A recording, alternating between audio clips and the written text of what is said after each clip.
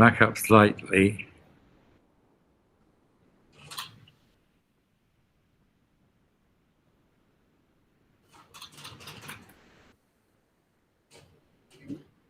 No, you're stuck on Miro's face against the wall. There we go.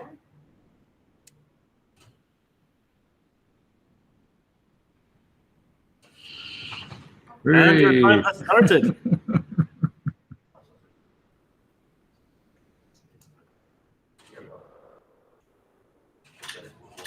I would suggest going to the right now.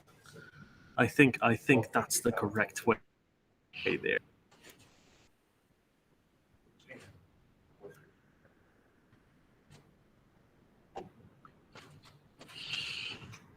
Yeah.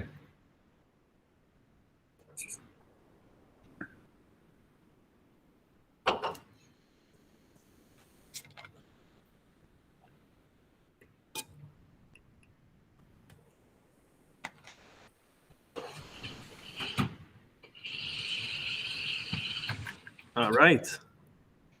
Got yourself into a corner there.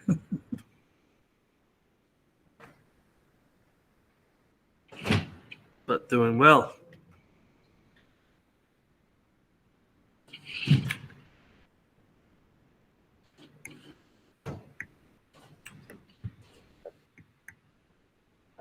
Michael wanted to respond to his dog, that's it.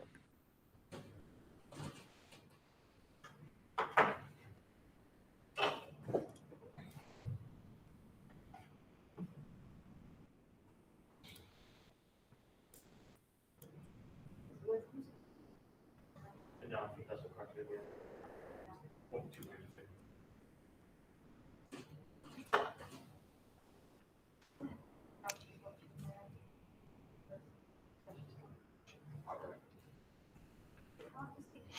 We've got roughly 4 minutes left, Susmita. You're stuck in the corner there. You'll need to reverse and rotate to the right.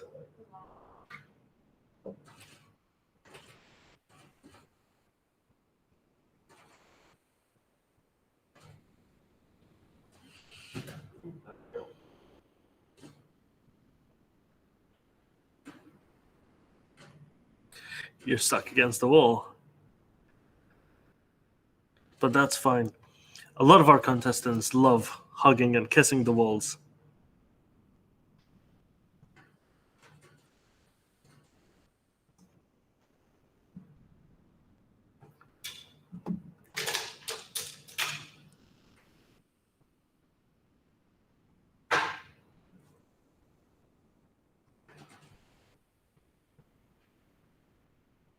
So if you try reversing and then turning to the right, that should set you straight for that path.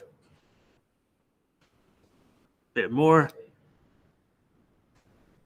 And a bit more. Oh, too much. Great. I think it might be the head is too facing upwards. Yeah, maybe. I did tilt it off earlier to show it off. And I thought it back down when I said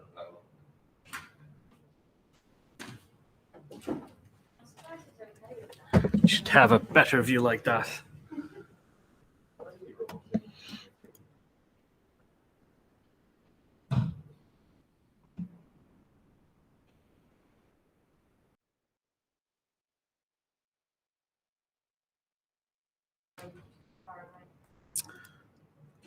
That's awesome.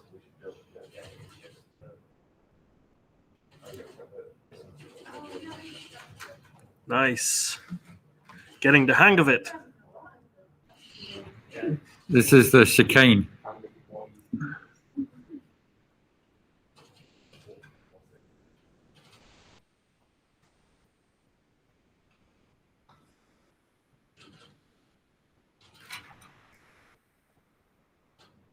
You found the dead end, Susmita.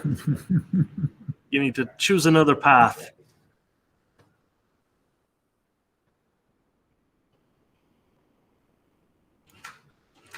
Got 1 minute left on the clock here.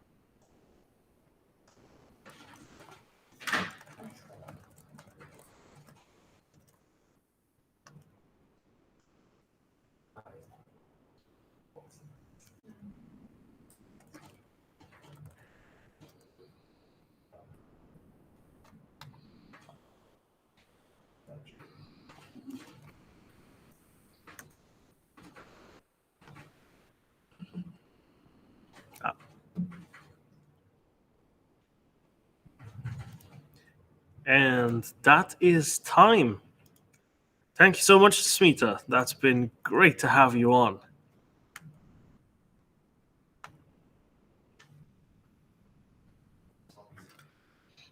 Alejandro, you're up next.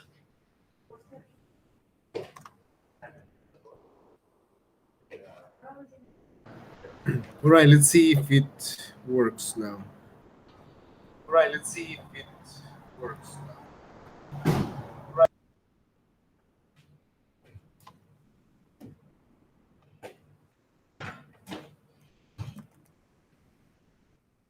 You can stay on to watch the other contestants, Smita, or you can exit your Cyberselves account, and we'll let you know how you stand in the rankings for the end of the week, for when we have the top contestants battling it out on Friday.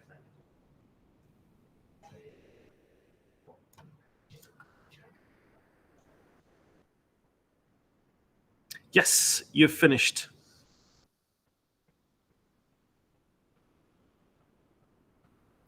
Yes, I still see Vision not open. Alejandro, do you have a VPN, or are you connecting from behind a firewall, maybe? No, I think what's happened is because I don't have my internet in this new apartment yet. I'm connecting to sort of a free network. I see. Yes, that will Oh, have a restricted firewall. Yeah, so that might be a problem. Maybe you can try 4G if you have a data Okay. plan. Yeah, I'm gonna try that. Right?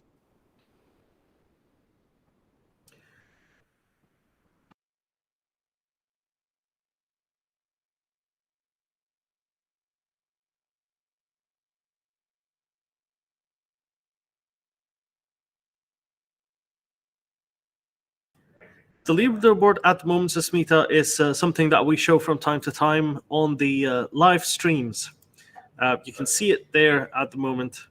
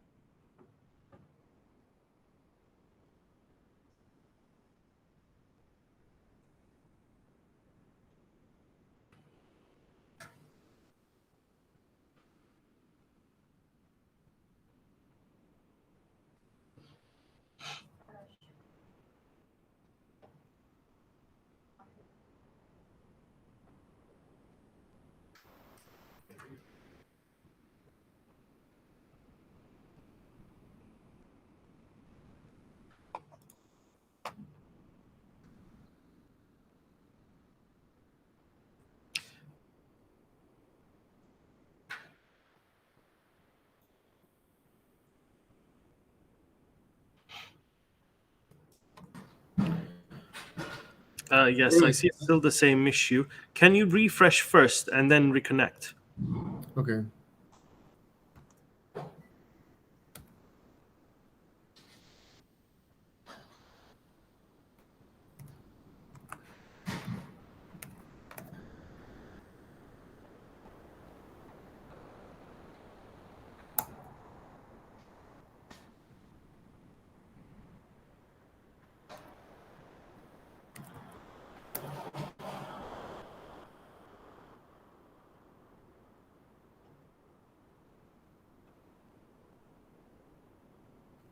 Yeah, no, No it's not luck showing up. there.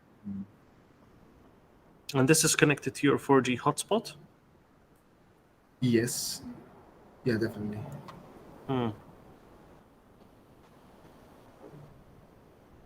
Let me see.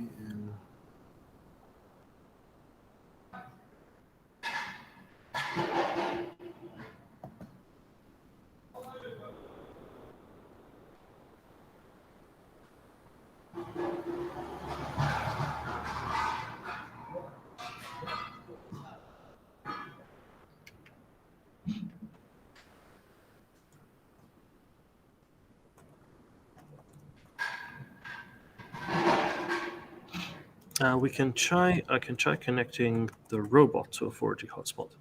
Let's try shifting the robot connection around.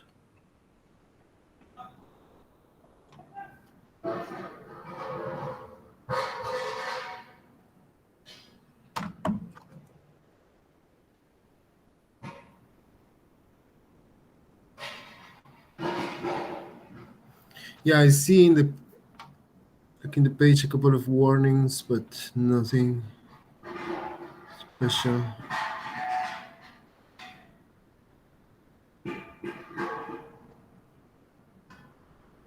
Okay, I'll be shifting the robot connection. I will disconnect for a minute, and I'll be back.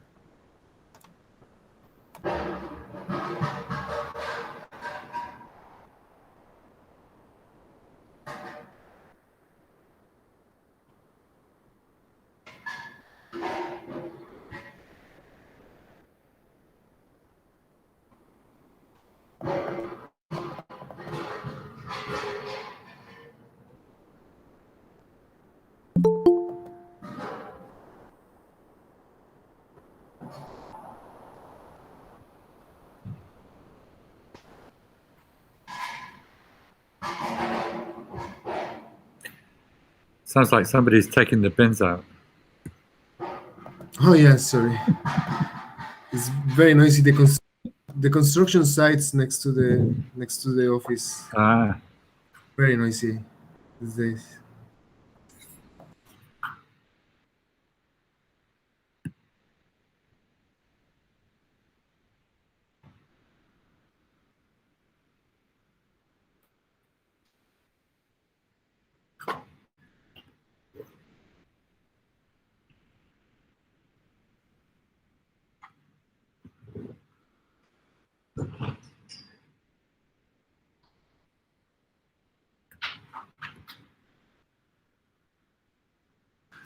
is it going to take long?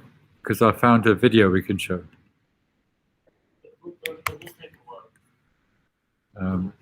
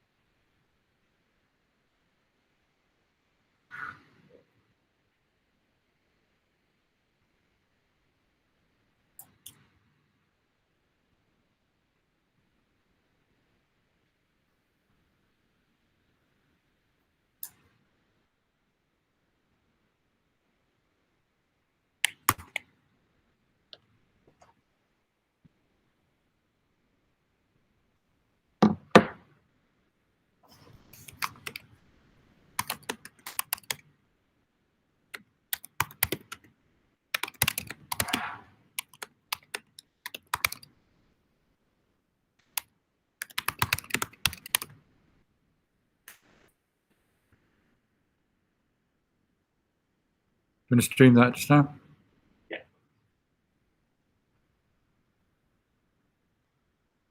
It's going to show a video that Daniel and Michael made earlier. Yeah, I think Daniel is moving the robot to Hi, a Daniel. different hotspot. Hi, Michael. So maybe Coming to yeah, visit. maybe that would be a good idea. Yeah, come on over. Okay. Put the sound on? Yes, Right. I'm moving it to a different hotspot. Restarting the robot now.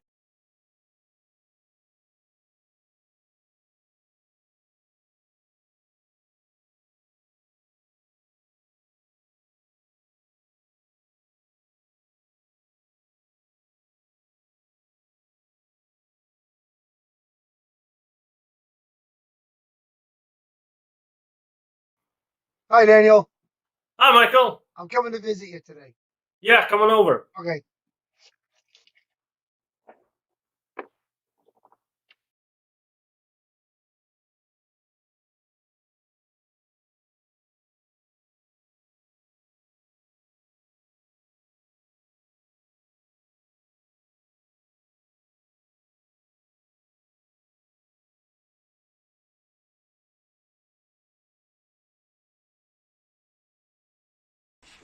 Hey, Michael, how's it going? Good, bud. I'm gonna get a bit closer. Yeah, come on.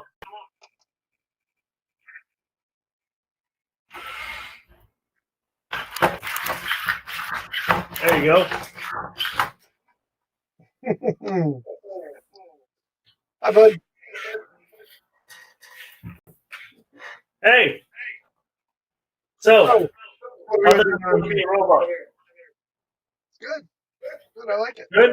I like your head. It's nice. Yeah, have a look. I like. Yeah. Hi, Claire. So give me something to do. Here. Plug this into yourself. Oh, okay.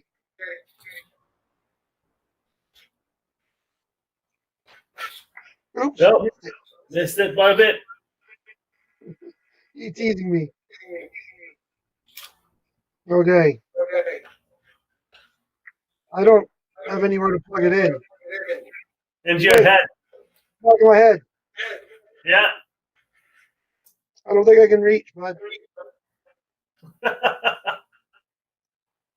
No. I'm just gonna throw it at you instead, okay? Yeah, you can try. Oh, your head. Okay. Doc, it's coming at you. Ready? Hey, not too bad, not too bad. Better than normal. That's good. Can I do anything else for you while I'm here? You want to do what? Can I do anything else for you? Yeah, I think you can comb my hair if you'd like. Oh yeah, that'd be good. Hold on. Thank you. It's good. I got it. No, didn't get it. Oh, Try again. sorry. Try again.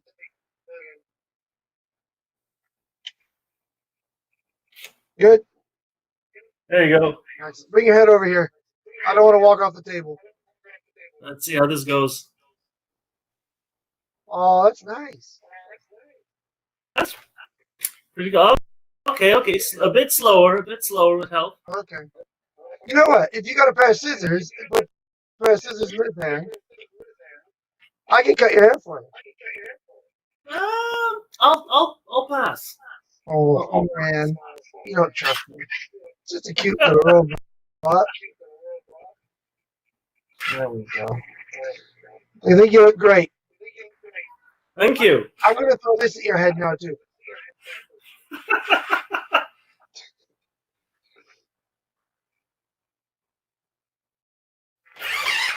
Hey, that's not a bad throw. Not a bad throw. I'm getting there.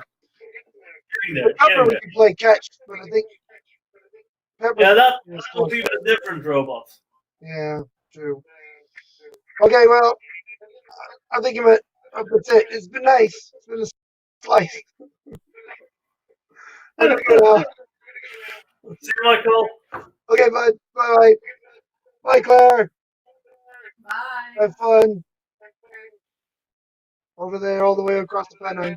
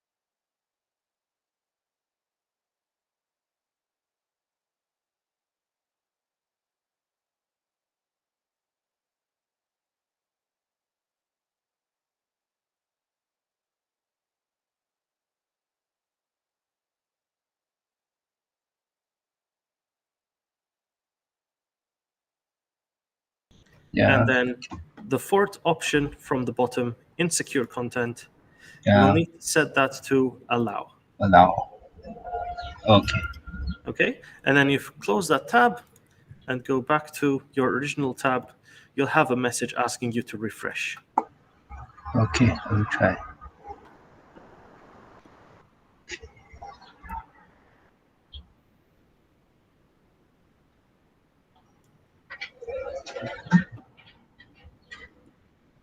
And as soon as you've refreshed, you can connect to the robot.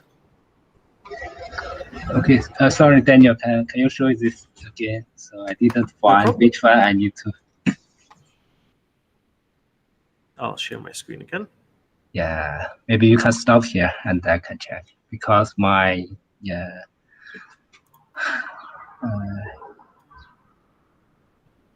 my setting is in Chinese. Yeah, so I need to check. Oh, okay. Yeah. So it's this one. Yeah, a security. The fourth one, with a triangle with an exclamation mark inside of it. Okay, 1, 2, 3, 4. Okay.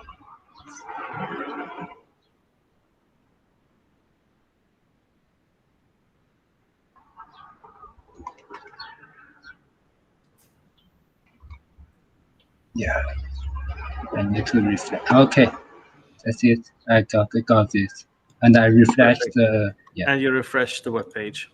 web page. Yeah. So can I And now go you're to ready to connect. And when it asks you for the password, you just Yeah. provide it the password for your Cyberselves account.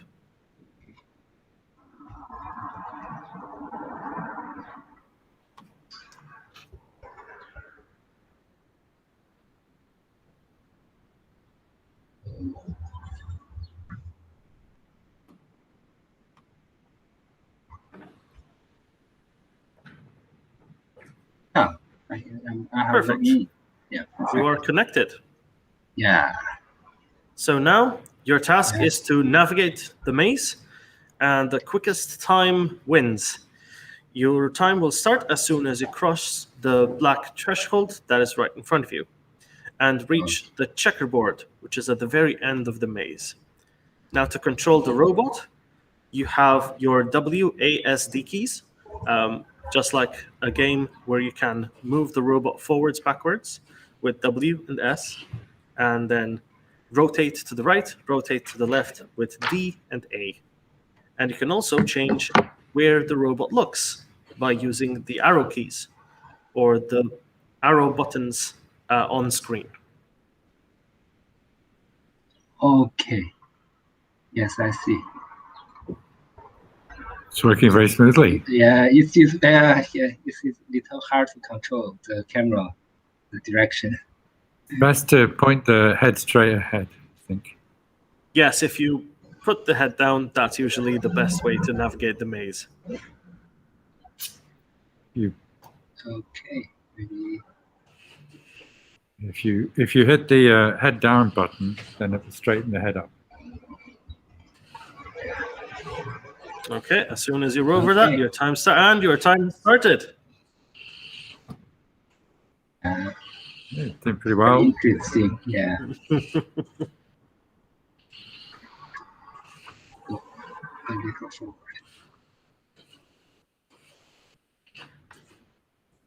Okay.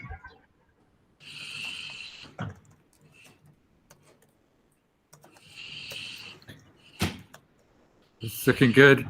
Yeah, I think I didn't find any delays here. You're into the chicane. This is the hardest bit. This is where a lot of contestants get stuck.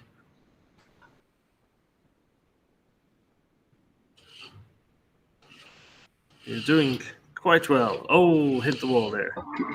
But you're through. I need to turn on the camera. Oh, I'm stuck here.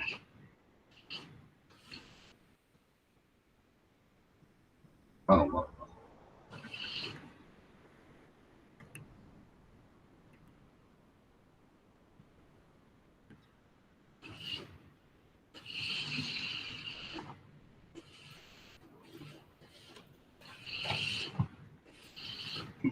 I and to go Yeah, cool. left. Yeah. This is the Terminator Alley. Go towards the big bad Terminator. Victoria, thanks for joining us as well. Can you have a look at the chat, Wally. please? We'll get you set up Wally, in yeah. the meantime. If you're at the Wally sign, then you're close to home. Okay. So should I turn right or left? That's up to you now. Okay. Left. On the left, yeah. Well, Oh yeah, excellent. That's a good camera angle. You're in the home straight. Oh, it's going to take a run at it. Oh, And go. Yeah. hey! yeah. Great timing. Great timing. Excellent time. That's even better than Tony's. Wow. Not difficult. Very interesting. Sorry, Tony. There's no mercy here. I know. Yeah. Maybe I can be a champion. Yeah. So you can, is there time for another go or? Let's have a look. Yes, there is time for another go. We have until 2:15. Yeah. And maybe I'm too quick. Do you want another try? So, ready for your next try, Ming. You're back at the starting position. Wow. Perfect. Okay. Still, it's a little hard to control the camera.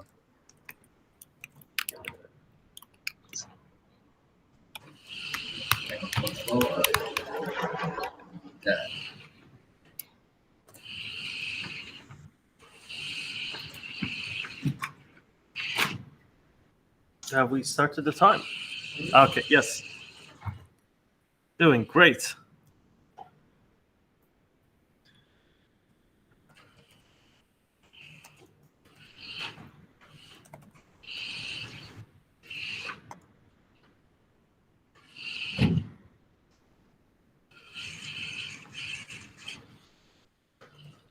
You should get a job as a robot driver. Perfect. I will consider this. Yeah. Wow.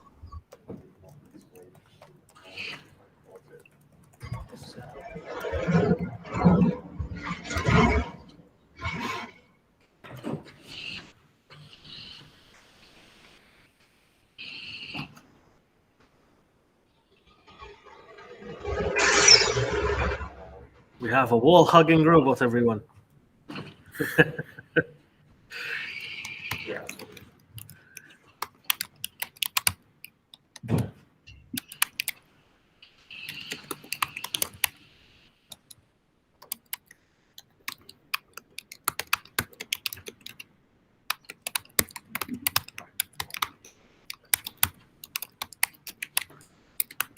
Your head is not facing where it needs to do.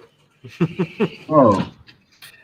Every time you bump into a wall, a robot's head moves around. Oh, okay. So that's the problem here. So, You're in the skull and crossbones corner. Almost through there. Terminator Alley. Just go towards Wally. I got Wally here. And turn left. What happens if I turn right? You'll increase your time, since you already know Wow. where the goal is. Wow. But then again, I'm not one to discourage exploration. Oh, I'm stuck here.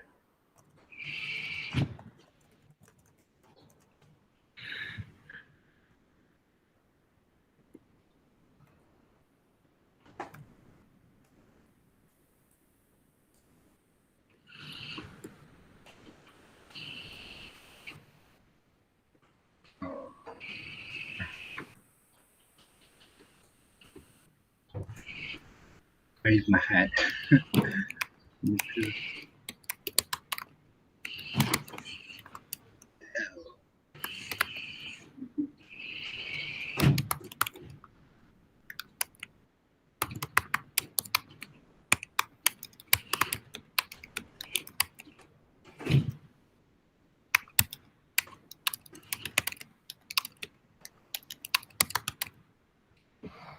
Oh, you're stuck. Oh, yeah, I'm stuck here. You can readjust your head tilt so you can see a bit better. If you, yeah.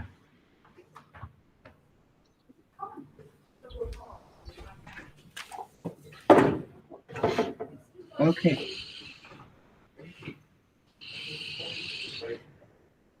Better.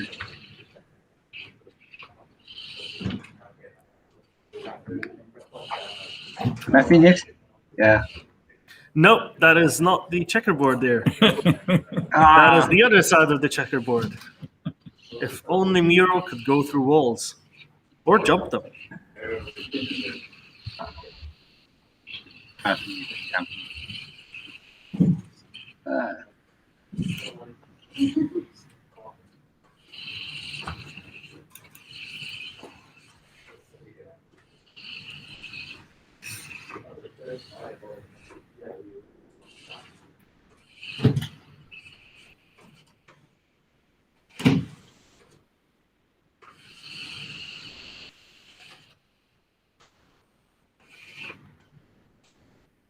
I'm almost finished. Yeah. Hey, there we go. Yeah. It still take too much time. Ah. Okay. Very good. We've got Very 3 good. minutes left if you'd like to give it another go. Okay. Yeah.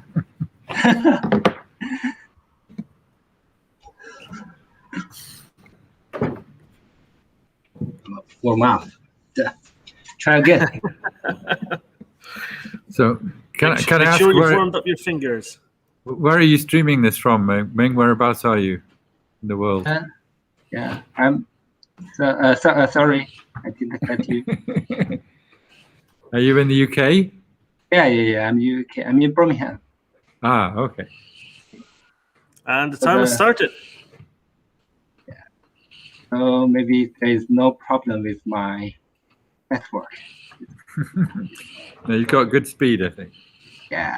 Yeah, that's just what people do. Maybe 看来看。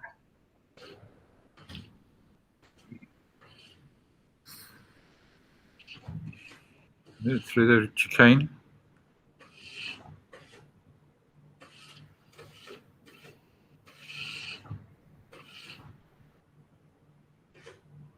I see the key is to control the camera, the height of the camera here, so you can know which direction you are going. Yes. That is definitely the key there. Oh, you're stuck on the wall a bit. But it's a good time so far.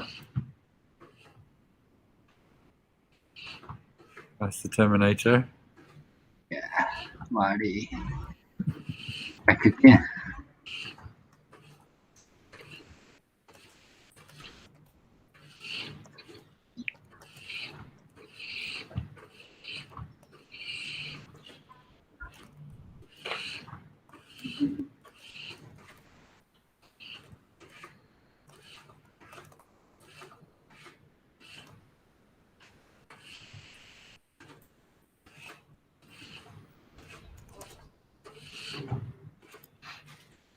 I see.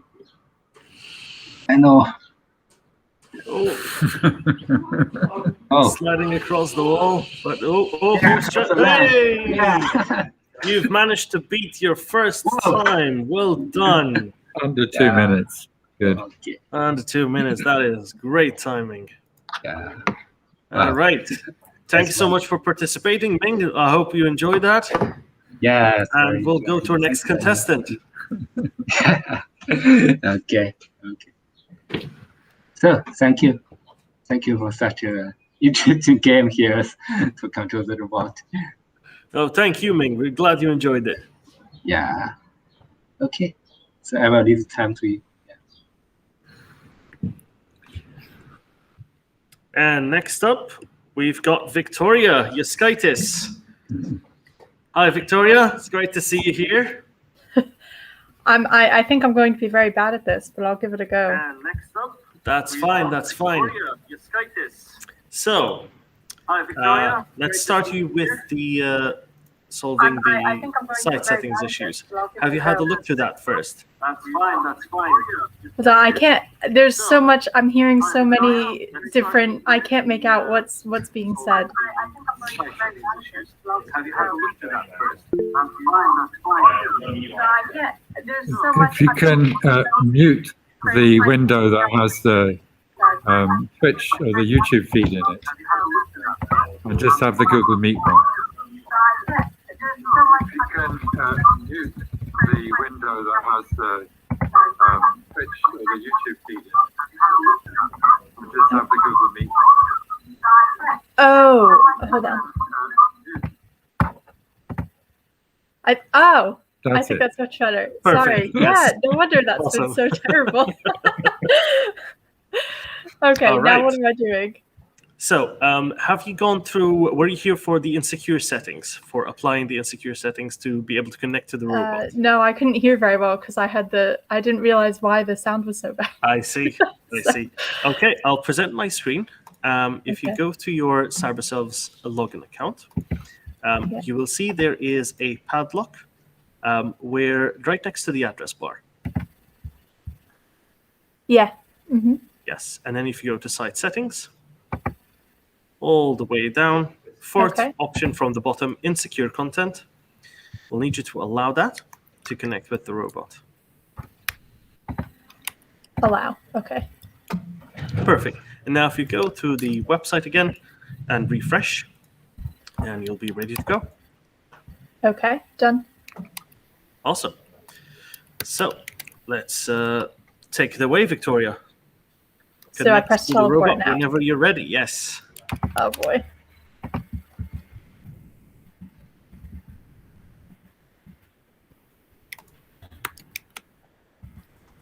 Here we go.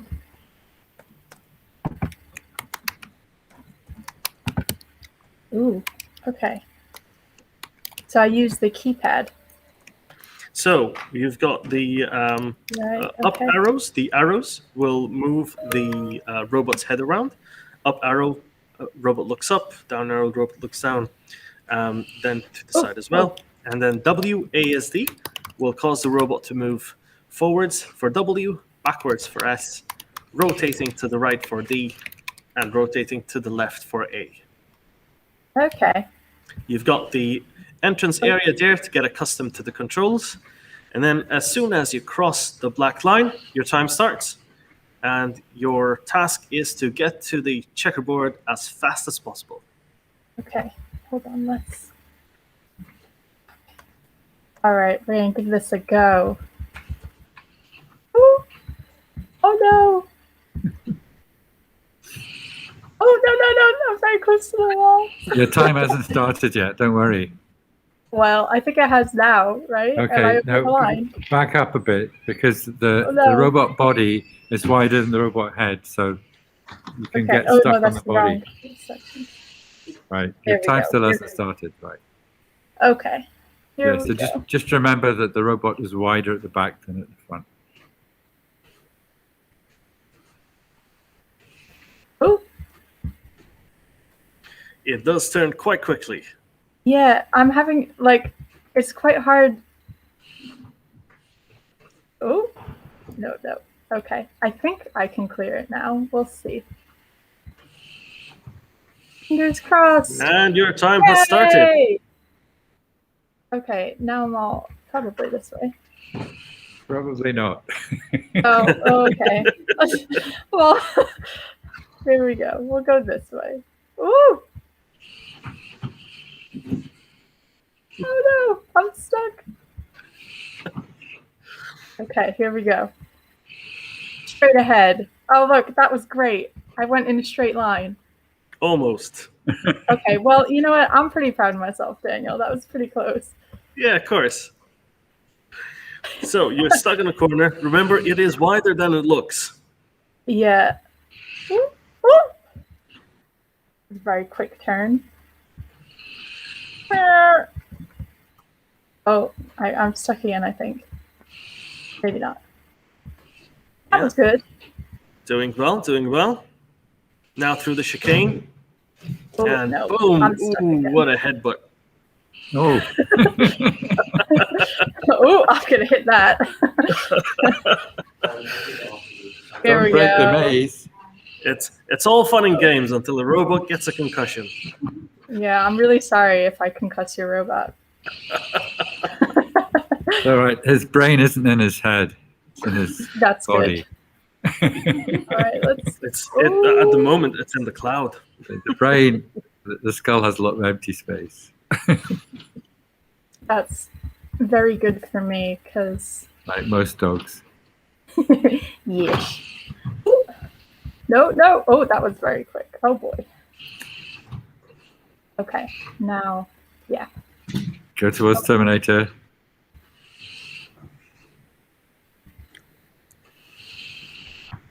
Good Okay. time. Good time. Yes. Forward. I think it's this way. Oh, no, don't run into the wall. We don't need to do that. Ooh. Oh, no. I'm trying to, like, go straight and then it just keeps. Okay, we'll go. Oh, the poor robot. I feel like I'm really beating him up, and I do feel bad about that.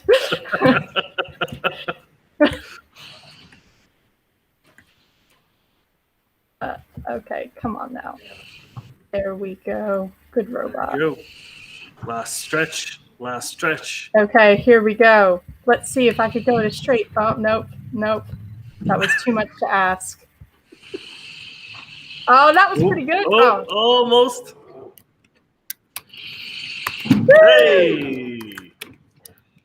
Well done. 2 minutes 52. That was fun. Although I again apologize for your poor robot. No worries. They make them durable these days, I believe. Don't you, Tony? Good. It's all part of the stress testing. See how many headbutts it can take. Glad that someone's counting. It's good to have these statistics for the end of the event. Okay, Victoria, we've reset the robot, and you can now have a second try at the maze. Oh, right. You've got Okay. 7 minutes left on your time. Whoa. Here we go. No, stop. Now a hint that we only provide to the select few. Oh boy. You're looking from the left camera. So Okay. your view is not where the robot moves. But I'm guessing you figured it out by now. Yeah. Maybe? Come on. What are you doing? Oh, I'm stuck. Go back. There we go. Oh, that's You, very you close. can up here. really Oh. hear the bangs from Tony's microphone there. I'm really sorry. All part of the fun.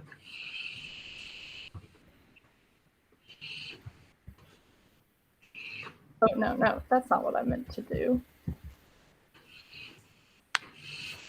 Okay. Oh, dear Lord, I think I heard that bang.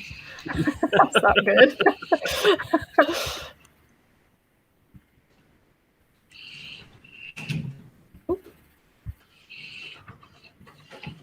All right, come on.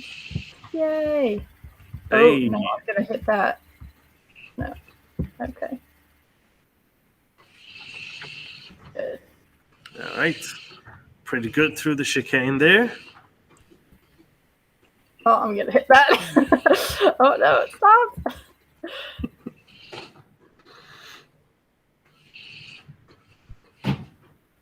Oh. If it's not one wall, it's the other one.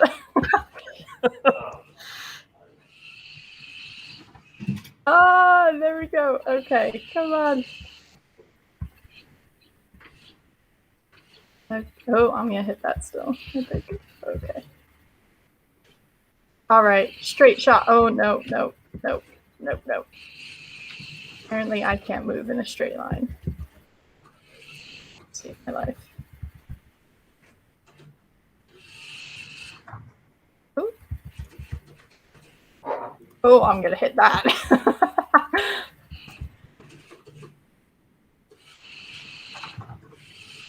Oh, oh. So close. Hey! Last headbutt. Yes. Very well. That's a good time, though. Yes. How does it compare to the previous one?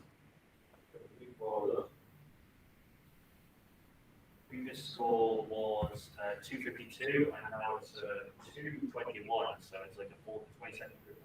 Oh, very nice. Nice, quite an improvement there. Or was that? I missed it. What? It's a 30-second improvement on your previous run. Oh, look at me. That's better than I expected, honestly. And we have 4 minutes left, maybe just enough time to do a final run. Okie dokie.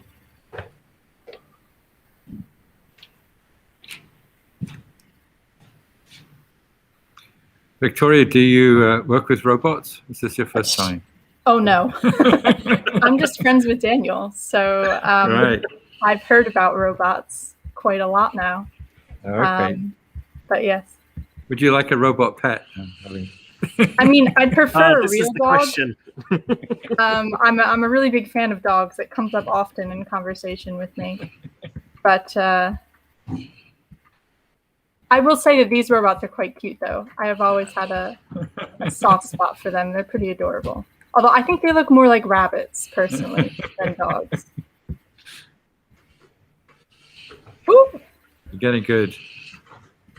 Oh, yeah, don't inflate my head too much here. That's pretty good through the chicane there. Excellent timing. Ooh. Ah.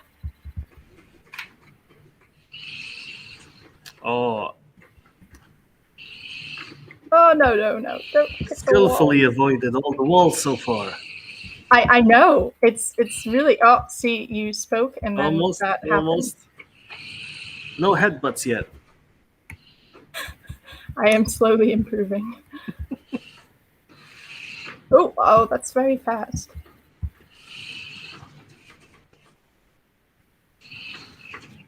Oh, all right, come on now. Final stretch. Oh, God.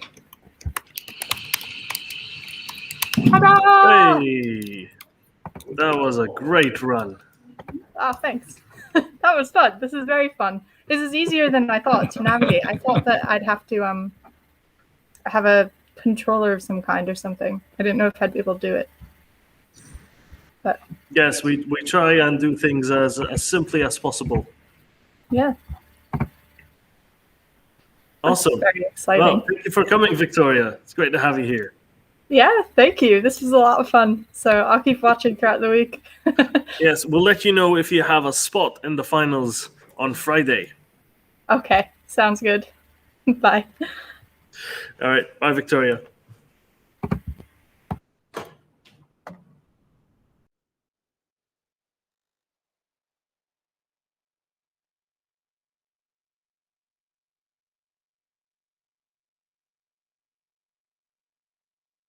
And now we're waiting for our 2:30 to join us.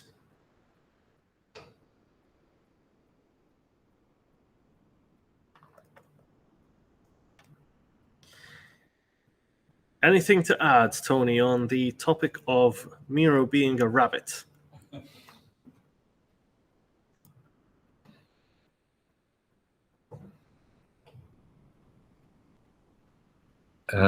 So Miro is a generalized mammal. That's the idea.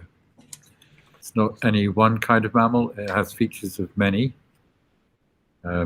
So it has ears like a rabbit, has a tail like a dog, and it has an infrared sense like or an ultrasound sense like a bat. The infrared sense, I guess, is like a snake, actually, which is not a mammal. But part of the reason to make it just a generalized mammal was that people to have less expectations. So if it looks too much like a dog, people might expect it to chase sticks and things, which it doesn't currently do. So if you make it just generally like an animal, but not like a specific animal, people don't have such strong expectations as to what it might do.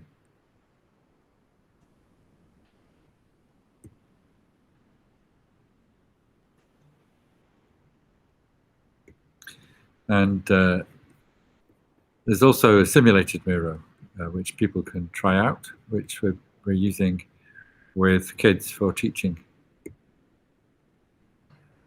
Tell us more about that, Tony. What sort of exercises can the kids expect? So maybe I could show a short video about Miro. Let me see what I can find.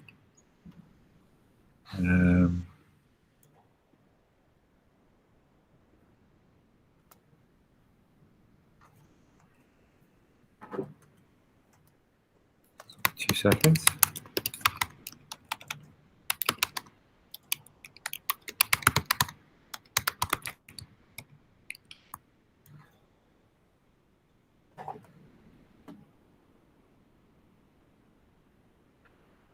And we will be hearing later on from Seb as well, yes? Yeah, we'll be hearing from Seb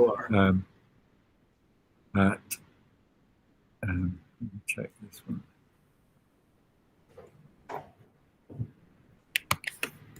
Yeah, Connor, I'm just going to send you a video you could show.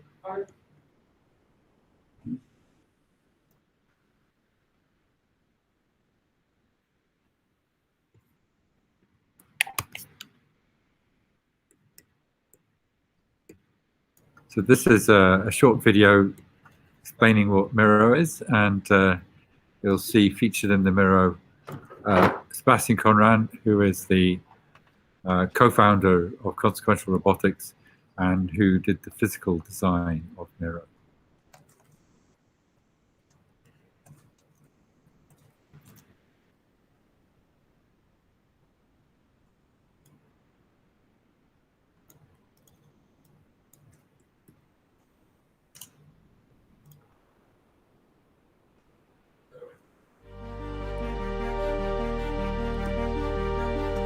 Miro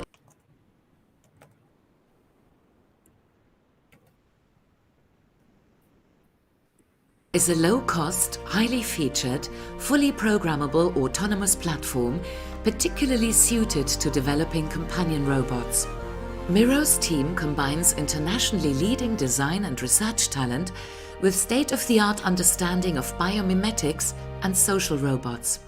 In the future, robots will play an increasingly important role in our lives, interacting with us in our personal, public and private spaces and behaving in surprisingly natural ways. Miro is a hybrid of lots of different animals. We've done this because we want Miro to have its own distinct personality. We are trying to replicate nature rather than go the normal artificial intelligence route, which is much more mechanical and produces a much more stilted type of action and behavior. A companion robot can be like a responsive pet, but they can also help monitor behavior and wellness and give reminders about your daily schedule. Researchers and developers working in human-robot interaction will find Miro to be a useful, reliable and flexible platform that people from all walks of life will readily interact with. I'm excited about the idea that robots can be used as a therapeutic tool in settings such as counseling, recuperation after an illness, or even helping with depression. I think Miro is great for this because people are instinctively drawn to it and love interacting with it almost as if it was a living thing. Research on therapeutic robots need an open platform where developers can write their own program in order to directly control how the robot senses and responds to people. Miro's control system is distributed across a stack of 3 ARM processors, each responsible for a different facet of control, from reflexes through spatial processing to higher level representations and decision making. At present, Miro is like a brand new laptop with just the operating system and no programs put in it. And he's waiting for programs to be written for him that will govern his behavior and give him usefulness and functionality. Miro is the first in the evolution of sophisticated social robotic platforms with distinct personalities. We will collaborate with the international developer community to explore and create new behaviors and functionalities. The Miro project is an invitation to contribute to the development of the companion robots of the future.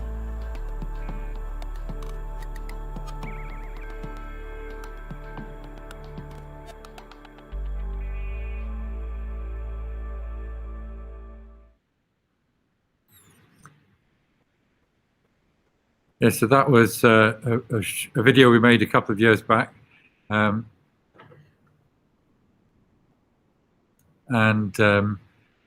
Since then, we've built a simulation of Miro, which I can also tell you about and maybe find a video to illustrate. But the project we're currently doing, the main project we're currently doing, is to look at how we could use Miro with children in hospitals. So a lot of children, when they go into hospital, obviously experience anxiety because it's a very stressful time for them if they've got an illness or they need some procedure.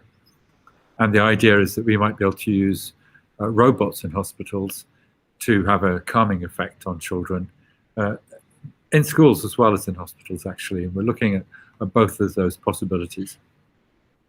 And with Miro, one of the relatively unique features is that it's quite tactile, so it responds to being touched. And although it's got a smooth sort of outer covering, it's quite enjoyable, I think, for people, especially children, to interact with it and stroke it. And the tactile sensors in the cell, in the body and in the head detect that, and Miro changes its behavior, and it responds almost like a puppy or a cat by sort of closing its eyes and wagging its tail and showing affection, and people enjoy that, and it can have a calming effect. So that's what we're trying to do at the moment, is to see how we can better design the robot and its behavior for these kinds of applications. That's great, Tony. And for those listening, can you tell us a bit more about what the robot does out of the box? So we know it responds to affection, it can change its behavior. Tell us what else Miro can do. Well, so Miro is designed, so a lot of the work that I've done has been to try and understand how animal brains work and human brains. And we do that by trying to write programs that simulate aspects of the brain, and we implement those in robots. And to the extent that the robot does an interesting animal-like behavior, then we may have captured something about how the brain works. And in Miro, we have a very simplified version of the mammalian brain. So it has reflex systems. So you know if you touch something hot, you withdraw your hand from it very quickly, and that operates via a reflex loop through the spinal cord. It doesn't even go near your brain, so it's just going directly from your finger to your spinal cord. The spine says, oh, that's hot, withdraw the hand as quickly as you can, and that's what happens. So we have those kinds of reflex arcs, so that if Miro bumps into something, it stops, for example. And then there's a part of your brain, the middle of your brain, the midbrain. There's a part of your brain there that is involved with orienting. It's about deciding where you look next and how you pay attention. And that part of the brain is called the superior colliculus, and it has, if you like, a map of the world around the head. So it knows where things are relative to the position of the head at the moment. So if there's a visual stimulus like a flash of a light or a movement, say on the left side in its left camera, then it knows that that might be interesting, and it has an algorithm that will turn the head to look at that stimulus. So actually what Miro pays attention to is things that make movements or that make sound, and because it has two ears, it can also work out the direction that a sound is coming from. So if there's a sound and if there's a movement and they're both coming from more or less the same location in space, then that's really interesting, because typically things that move and make sound are either people or other robots. And so Miro will turn and look at that point in space, and depending on its emotional state, it will either approach that place or it might move away. So if it's feeling fearful, it might run away, but if it's feeling curious and interested, it will move towards. So generally it's feeling curious and interested, and it'll move towards the stimulus. So if you want to get Miro's attention, you wave at him and you make sounds, and he will detect that, or it will detect that, and it will move towards you and approach you. And then if you then interact with it physically, it responds to that physical interaction by making sounds and by closing its eyes and waggling its tail and so on. So that's most of what Miro does at the moment. So it responds to stimuli. It actually has a face detector in it as well now. But the face detection is a bit redundant, actually, because just by looking for things that move and make noise, you can tell people from cupboards and chairs and tables. So, and that's what your midbrain does and my midbrain does. So it has movement detectors that work out what's interesting and important in the world. And if there's something flickering in your periphery, your brain will be distracted by that, and that's your midbrain. So we're working on building, I guess, what you might call the forebrain or the cortex for the robot, and those would be learning systems, systems for language understanding, systems for planning, for recognizing complex patterns in vision, for seeing things in depth, for doing a stereo computation from the two visual streams that the robot has. All those are things that happen in the top part of the brain, the cortex, and we're gradually building some of those for Miro. So we're looking at a pure biomimetic approach to the construction of these robots then? There's nothing, there is no pure biomimetic approach, because any biomimetic entity is going to be a mixture of engineered parts and biologically inspired parts. And you're never going to copy biology exactly. You're just going to take ideas and principles from biology and implement those. So yeah, it's biomimetics, but it's the best kind of biomimetics really is the one that abstracts away from the detail. So we're all humans and all animals are built of cells. We don't build robots out of cells. We build them out of plastic and metal and rubber and so on. But we try and copy the functionality, the principles that underlie how animals and humans work, and build that into the way the robot operates. That's great. Thanks for the clarification there. It is interesting to think about that in the future we might be able to even go towards that sort of biomimeticism. What do you think of that, Tony? What do you think if we were to construct robots out of cells? Out of cells? Yes. Well, so there are interesting progress towards biohybrid robots, and it's all a bit freaky and Frankensteinian. But people, for example, have connected a chip, a microchip, to an animal like a cockroach, and they've shown that you can control how the cockroach moves. So this might be useful, for example, in search and rescue. You have lots of chip-controlled cockroaches, and you send them into a collapsed building, and they could go and look for survivors, for example. And people have attached tiny magnets to single-celled animals and controlled them to move around. So the thing with magnets is you can operate the magnet remotely. So for example, if you want to put a robot inside somebody's body, you could maybe use a biological system like a single cell, attach a magnet to it, move it around, move it to a place in the body where you want it to be, and then get it to release some compound, maybe a chemical that's therapeutic. So there's interest from medical robotics in maybe using single-celled animals in this way.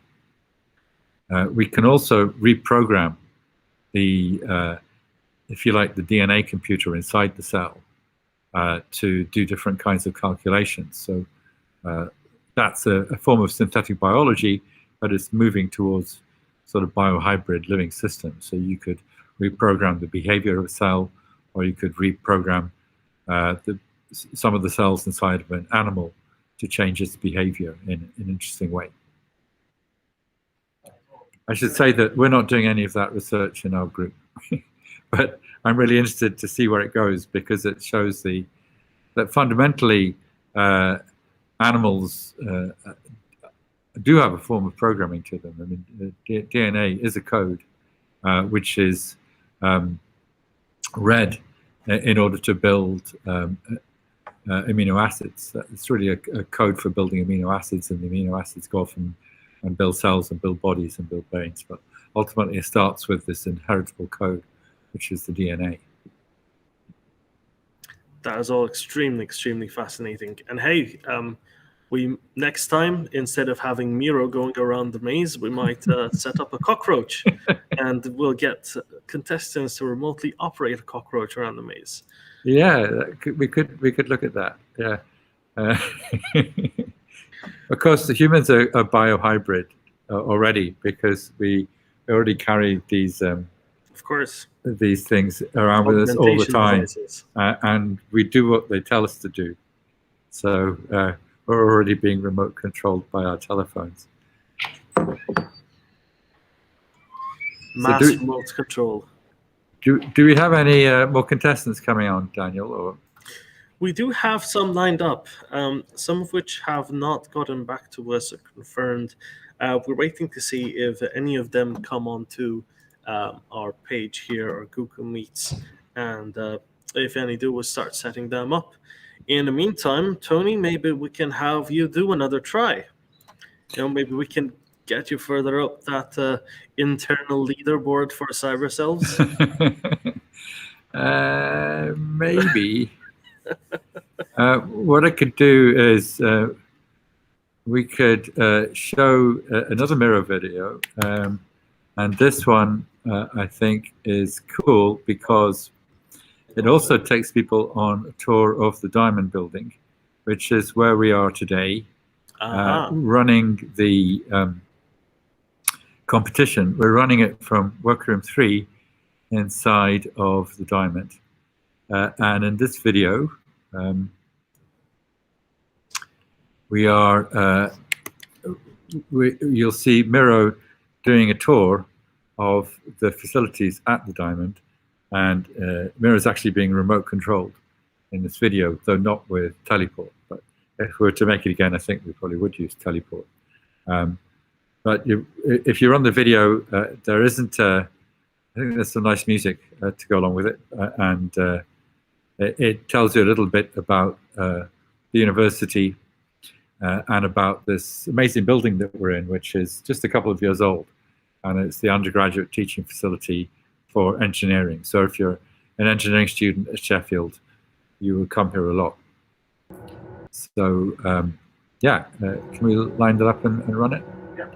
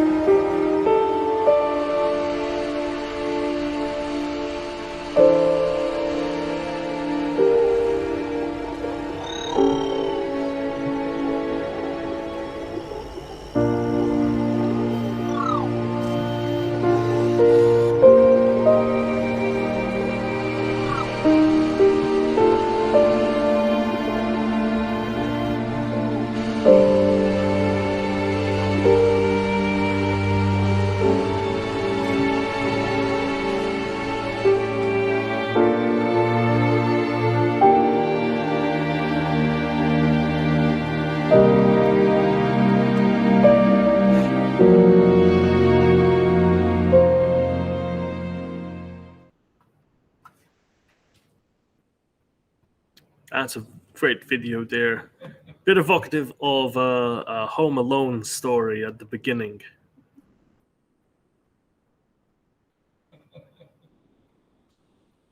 Yeah, I think I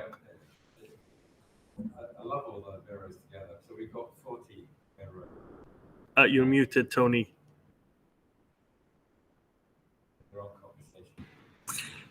We've got 40 mirrors altogether, and it's great to see them operating at the same time in that video, because it's not often that we have them all out of the cupboard at once. But it's quite a flock of mirrors that we have. I'm not sure if flock is the right collective noun, but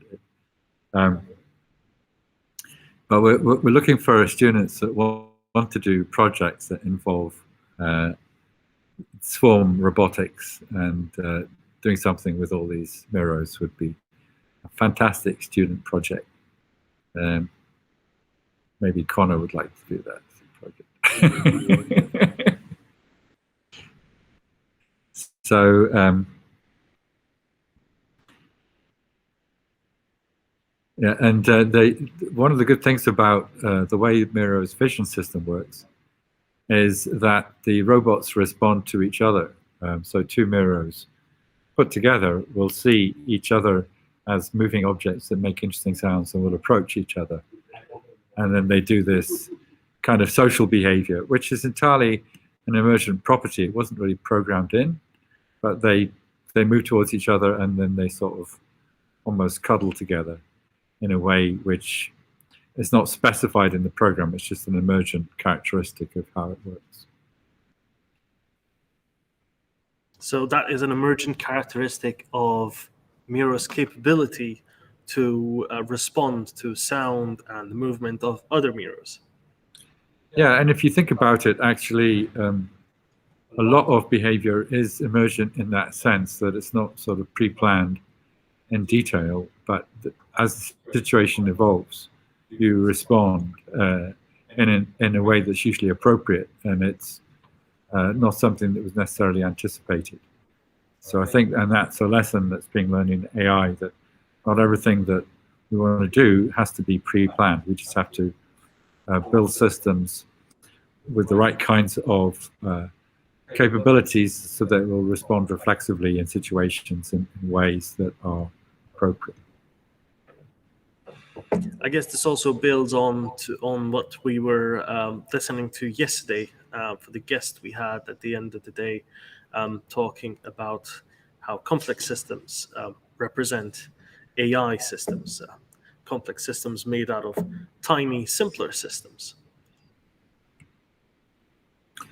Yeah, I mean, so I think, broadly speaking, humans and robots are all obviously complex systems, and I like to think of us as cyber-physical systems. So we are clearly physical systems. We're made of atoms, and we are biological systems, but we're cyber systems in that we also process information, and we communicate and share information with each other. And we do that through language, but also through other modalities now, including electronic ones. So, and there's the sort of broader category of devices of cyber-physical systems, I think, includes robots too.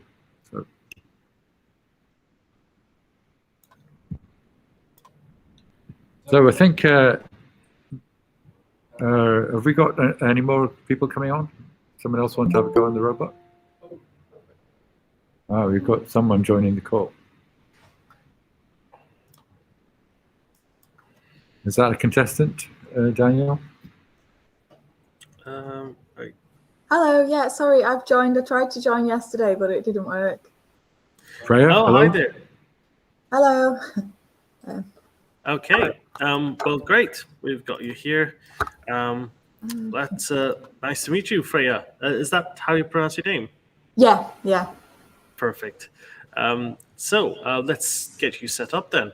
Are you using Google Chrome at the moment? I'm just on a desktop. Awesome. So to telepresence into the robot, we'll need you to have the Google Chrome browser, please. Yep, I'm pretty sure I'm on Chrome. Yeah, I am. Awesome. Okay, so if you can then log into your Cyberselves account, and if you let me know the email you use for that account, we will get the robot shared with you. Yeah, it's fboycott at Egbert, which is ECGBERT at .sheffield.sch.uk. And is it all right if I just get my colleague? Because of course. Yeah, I'll be 1 second.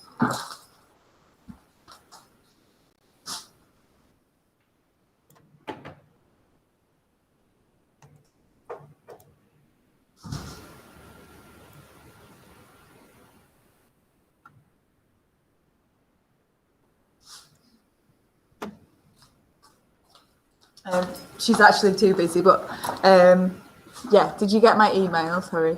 Yes, and I've shared the robot with you. Mm-hmm. So that should be visible once you log into your Cyberselves account. Oh, right, yeah.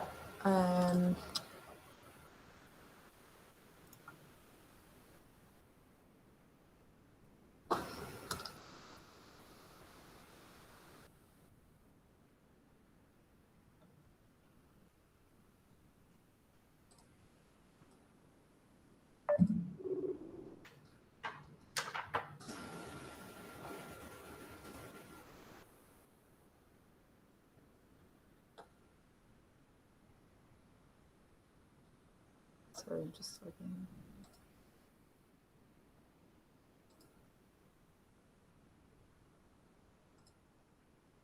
Oh, yeah, got it.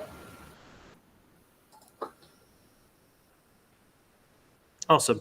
And can you see the robot on your login page?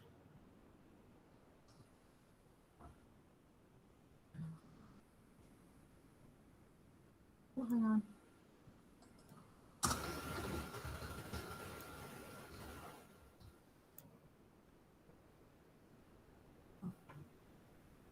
Sorry. No problem. It's just saying that my login isn't working.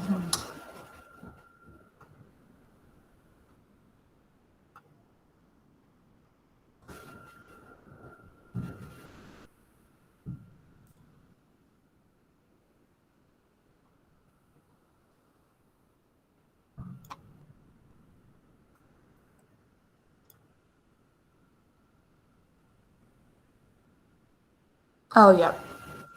Oh, no, it doesn't. It doesn't want to let me in. Are you having issues logging in? Yeah, well, it's asking. I'm logged in, but then it's asking for my password to be able to teleported. Right. Okay. Great. So you've got the robot. So the password is the same password as your Cyberselves account. But before that, we will need to put some settings onto the Chrome page, because otherwise you won't be able to connect either. So if you look at the address bar, there is a padlock just beside it. There's a what beside it? Sorry. A padlock. Just beside the address bar to the left, where the URL goes. Yeah. Yes. So if you click that, and you should have a menu that says one of the options is site settings. I could also share my screen. That would probably make it easier. Okay. Yeah. So can you see that okay? Yeah. Perfect. So just here, you'll have a padlock instead of the not secure, and that. And then you can go to site settings. Right. Oh, yeah. Okay. Site settings. Perfect. Yeah, got it. Yes. And so now, fourth option from the bottom, it's called insecure content, and we'll need you to allow that. This is solely for the purpose of connecting with the robot. Yeah, I've done that. Yeah. Perfect. So now if you go back to the Cyberselves login page and refresh, that'll be all ready to go, and you can teleport.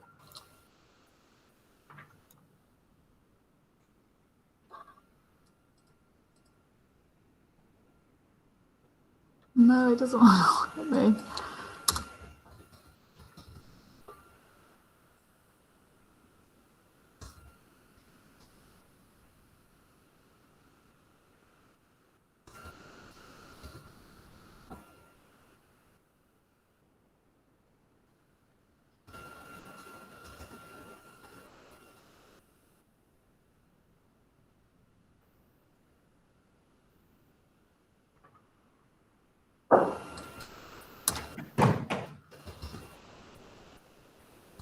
Sorry. Oh yes, yes. Oh yes, you're connecting. Yeah.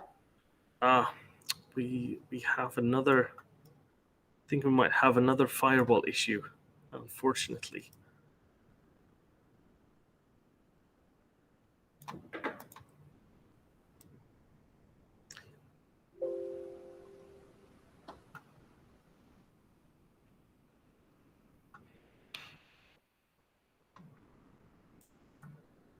It might be because I'm at a school, so the various right. blocked.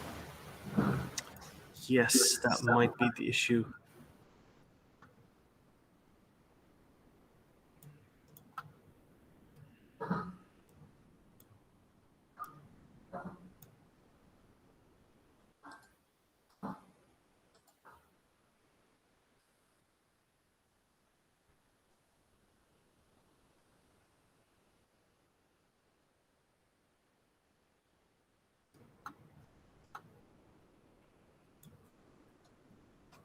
Let's see if there's something that we can do on my end.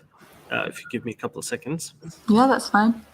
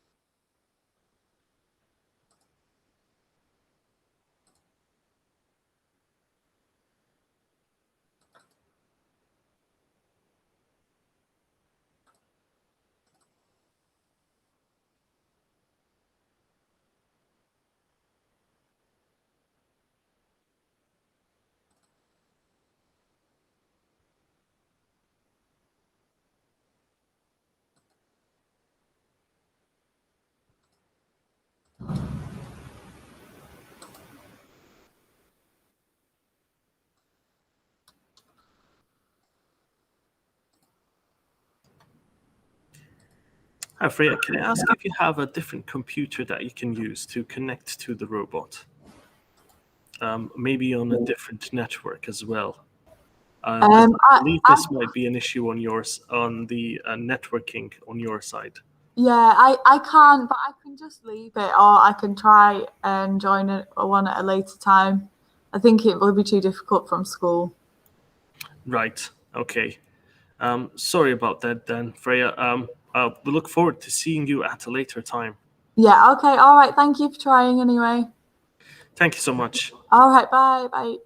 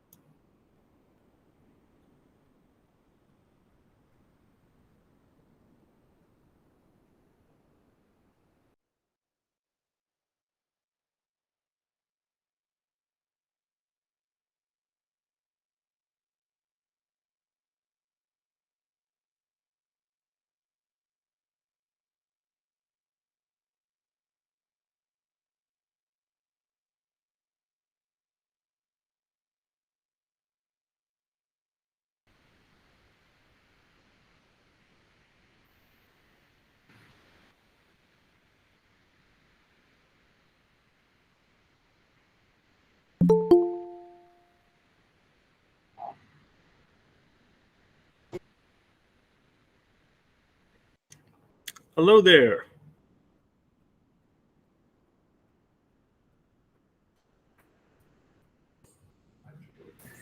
Hello. Hi there. Michael? Hello. Hi there. Oh, you got double camera because I've got the thing on here. There you go. Can you hear us, Daniel? Yes, can hear you well.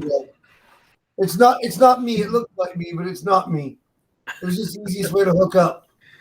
So let us know, introduce us to who is ever going to be controlling the robot next. It's Jonah, but he's camera shy. That's fine. Okay, so Jonah, will you be connecting with? He's already got my laptop, so it should be fine just to go straight in, I'm guessing. Yes. Okay, hold on. Let me just make sure this works. Yep, there we go. I'll just log in, and I should already have the clearance, right? Yes. Yeah. There we go. We're gonna see if the son can beat the father. He can't. Huh? Right. We don't know yet. Use WASD to drive, right? And you use hold on. It's not coming up. The vision's not coming up yet. Yeah, I can see that. So WASD to drive. If the head gets vision just pushed down, and that recenters the head at a good level. Okay. Right.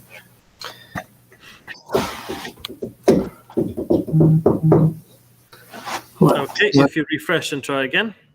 Okay. So we have to go back right in. Okay. So Miro Maze 3. Password. Teleport. There you go. There we go. Okay, so hit down. Okay, so when you cross. Whoa. Hold on. There we go. What are we going to the head? So WASD for the movements, and then arrow keys for the head position. As soon as you cross that line, your time starts. Oh, no, don't use the arrow keys for the head position for now. Just go down and just use the driving, okay? Don't use those ones. Just use those ones, okay? We spend so much effort, Michael, to do those I buttons. know, but it doesn't help driving until you got proper control. I'm sorry. And the time started. Oh, and the first headbutt.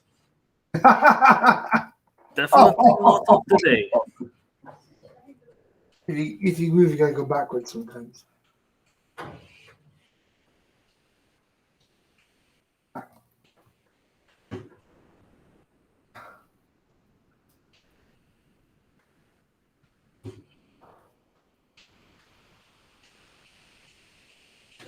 Oh!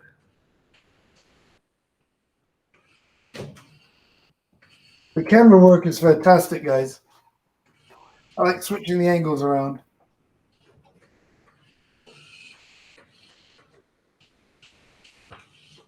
All right. Very well done through that chicane there.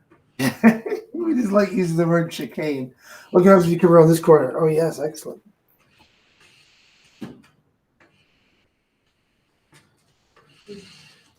Oh, we're not going to beat my time, I'm afraid. Pulling them mobile this one. Wrong way. Didn't know that, do I?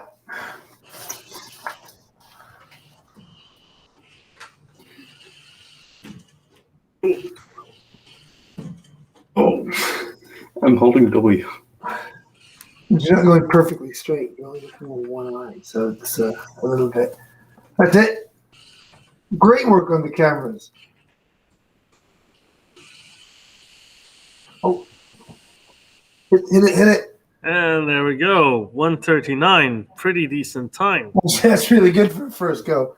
Go and set him up again. Now he knows where he's supposed to go. Which category is that? I forgot my one. Overhead view. Oh. Okay. How do I just start now? Are we ready to start again? Yes, ready to go. I already won into a ball. And time starts.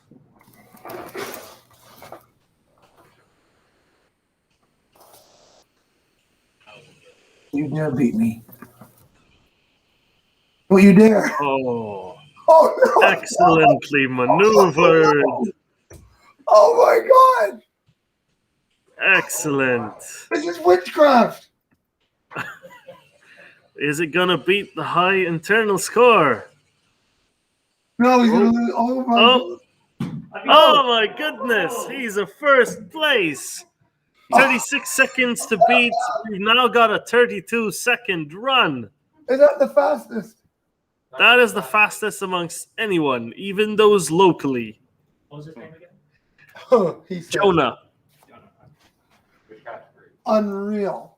So which category are we going to class this in, Michael? Oh, primary school. Primary school. If he's too nervous to speak, I'll have to settle for that. He's not primary school. I know, but you suggested the category. Yes, so I know. we're going to go with it. Put pre-primary, infant school. I don't know what's going on. We have different categories for the competition. 32 seconds. So that's secondary, actually. Oh, yeah, let me reset the robot. Unbelievable. That's unreal.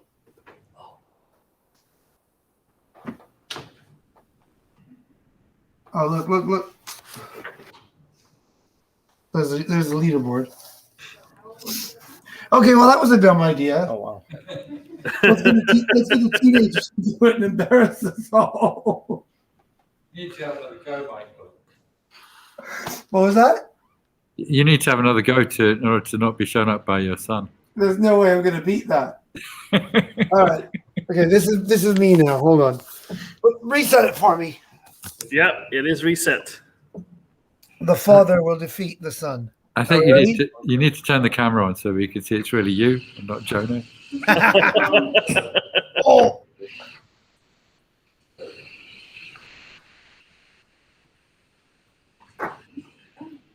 Oh, no. Boom. You know it's really me now, don't you?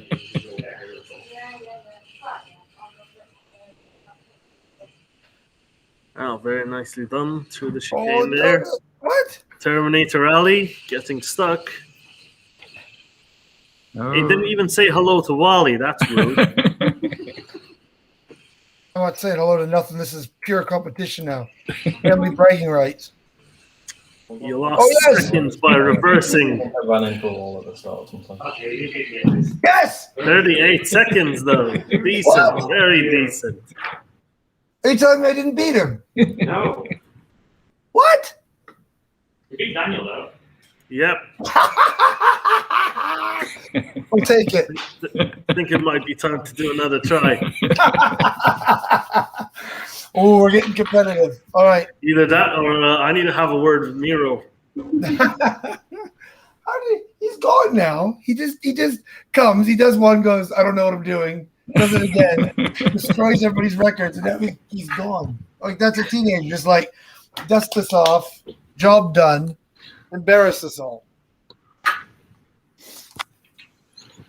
That's insane. There we go. Back. I'm ready to go again. Guys, am I going to go again? I love the camera work. I love the camera work you've done, guys. Okay, hold on.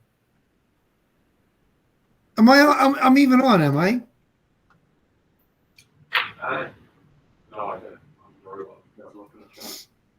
Here you go. We can see you now. What chat? Oh, right. Hold on. I think John is taunting me. All right. I'm in the hall. He's on now. There he is. Okay. All right. Here we go. I can't see now, so I'm going to go. Ready? Watch this. Time starts. And straight into the wall. You scrub. Losing precious seconds there. But straight through the chicane. Onto Terminator Alley. And boom, corner. And another. Oh, almost. Almost. No! I was doing so well. You're messing up Miro's paint work, Michael. I've repaired enough of them.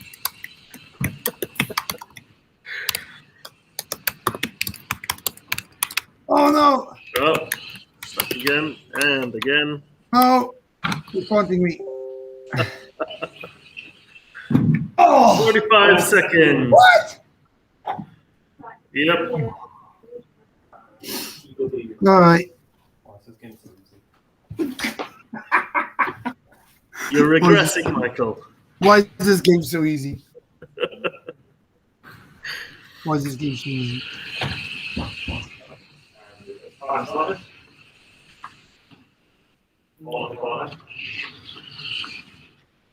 Ah! There's a racing line you can follow around that. I got it around the chicane now, but pity you're not following it. Why would you hit this corner? It's a tricky corner, guys. That's Terminator corner. Ooh. Oh! No! That's the thing, guys. When you live on the edge. 39, 40. 40 even. All right, that's enough. I'm getting slower now.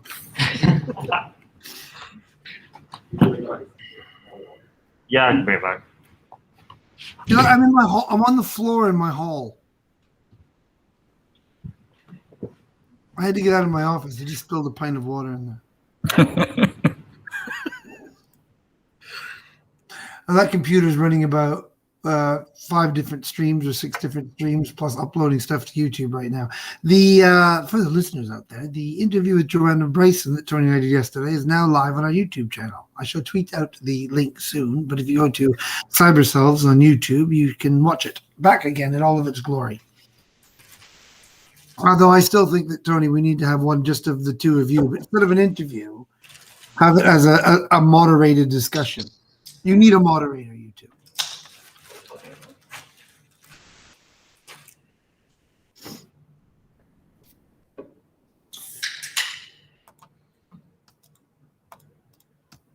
Why isn't it working?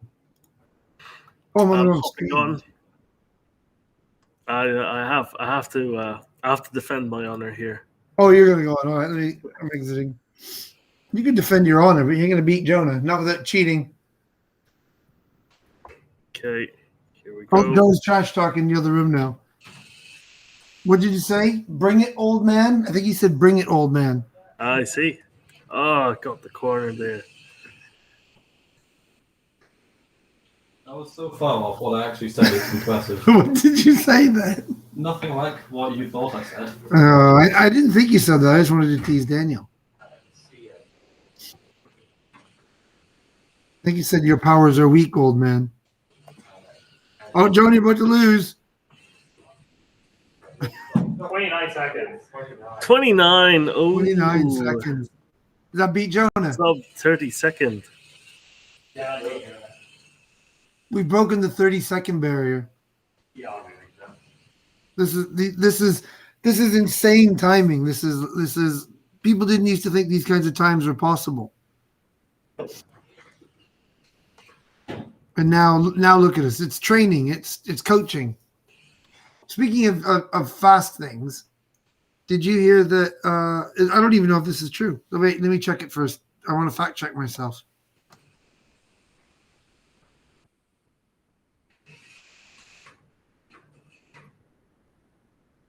Yeah.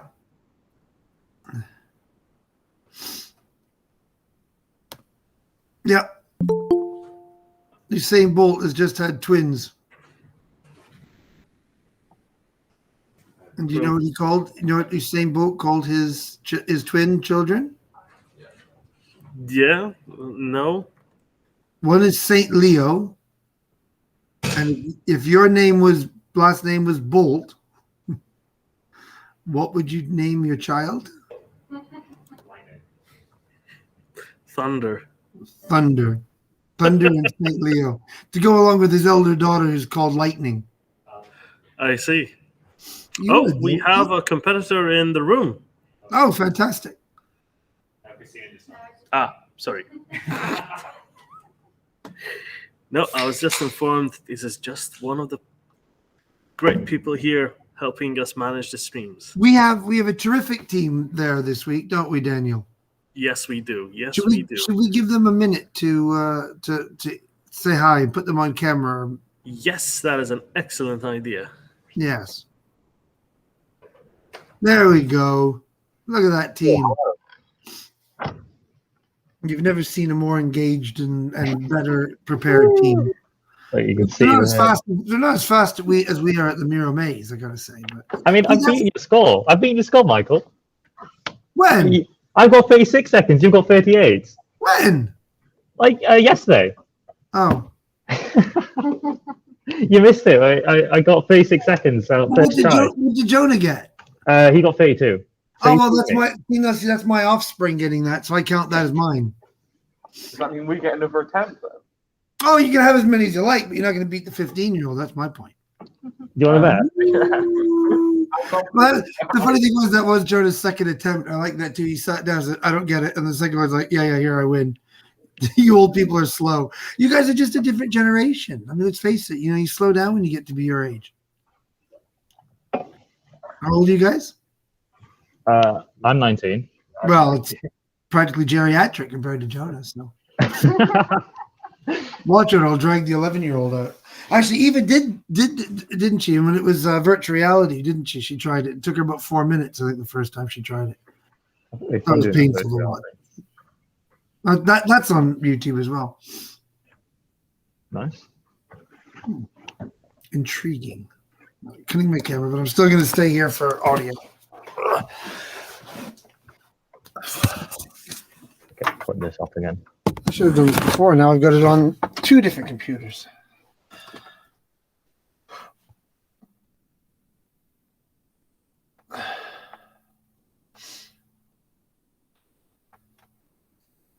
What do we got here?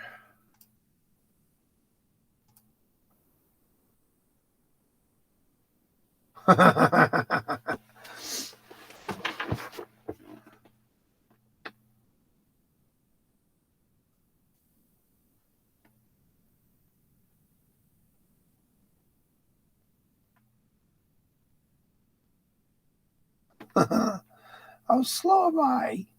Harsh, man.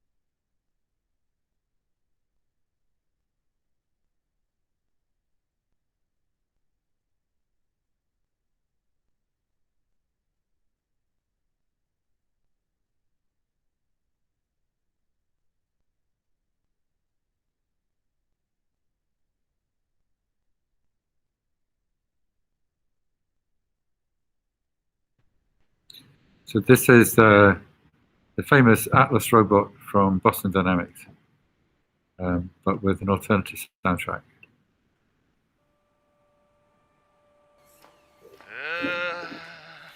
Time to make the f***ing donut. You haven't done the drunk northern robot video, have you? Because that's not family friendly. Well, I think it's bleeped out. We can't hear it right now, for Oh wait, let me go here to turn the thing off. All right. Yeah, it doesn't have to. What are you laughing at, hippie?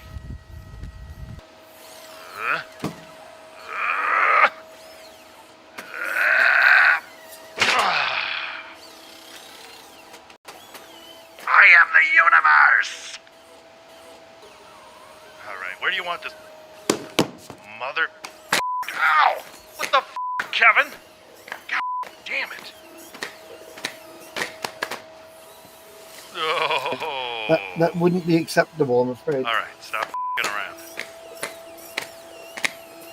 Yeah. Tell me where you want this thing. But there's a deeper point here about anthropomorphizing robots. There's always a deeper point about anthropomorphizing. Sorry, I lost myself there. About anthropomorphizing robots, but Damn it, that. it's funnier. Or as we'd say, it's really funny.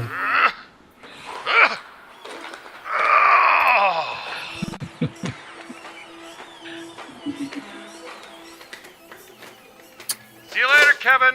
I See you think we tomorrow. need an accompanying Thanks. soundtrack for whenever Miro hits a wall. Robot doesn't burn your fucking house down. Well, I think what we want next time we do this is one of those external devices where we can have sound effects when we bring them in. So it's like somebody hits a wall, we can have like a doing sound, and when somebody finishes, have the clapping effect or a cheering effect or a special like horn when it's the time starts. You know, all these things. We can just get one of those external effects boards. That sounds like good fun, actually. You know, it's software. Are we already planning for next time? Maybe.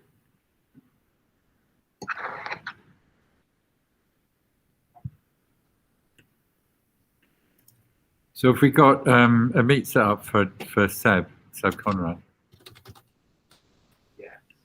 Do it on the calendar. Right. And he's got the link, yeah?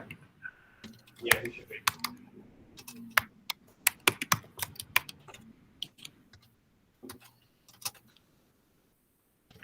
So at 3:45, we're going to be talking to Sebastian Conrad, who is co-founder of Consequential Robotics and a noted industrial designer in his own right. Designed many things, including the interior of some cars, lots of stuff that you can buy in shops. I don't have a Google Meet for that. You don't have a Google Meet? Nope. Ah, well, do you want to set one up quickly? Or Yes, we might send it. you're sending it to, let me put it in the chat.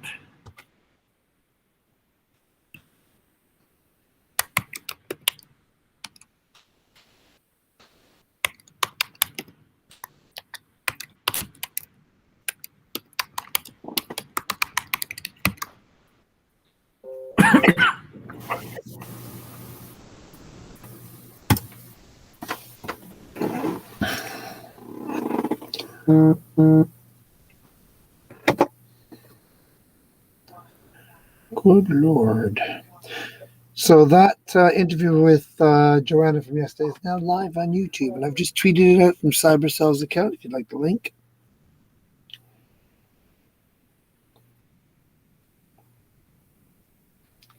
Thanks, Michael. I will retweet. Thank you.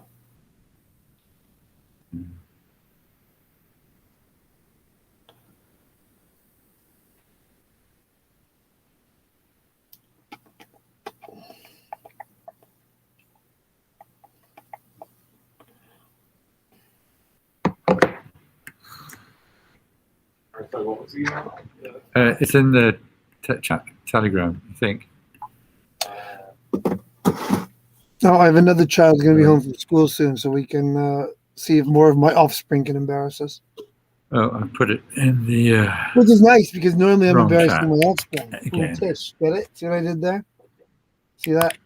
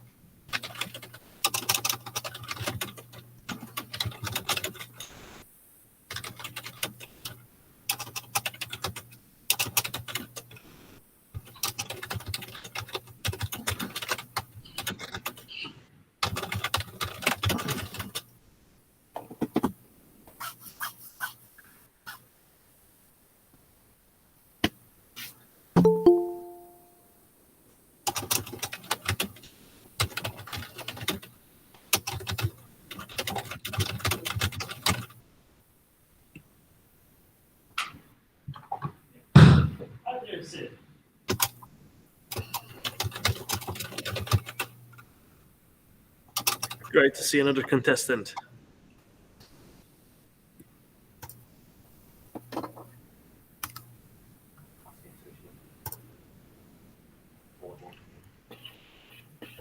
Can you hear me okay?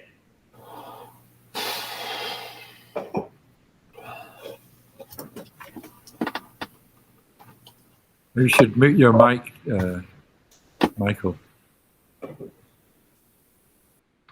Getting lots of keyboard action and heavy sighs.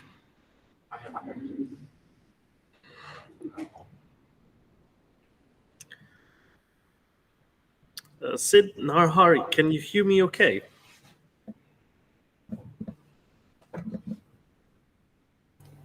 Hello, yeah, I can hear you. Perfect. That's great. So, let's get you set up. Can I ask which browser you're using at the moment, please? I'm using Microsoft Edge. Okay. Do you have a Google Chrome? I do not have. Would you mind installing Google Chrome? Unfortunately, it's the only browser that it works with. Okay, give me a second. No worries. Thank you so much.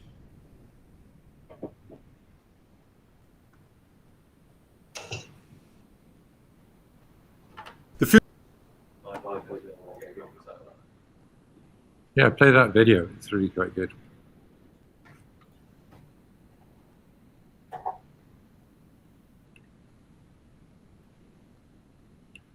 So this is a video that's released last year. 9 most advanced AI robots.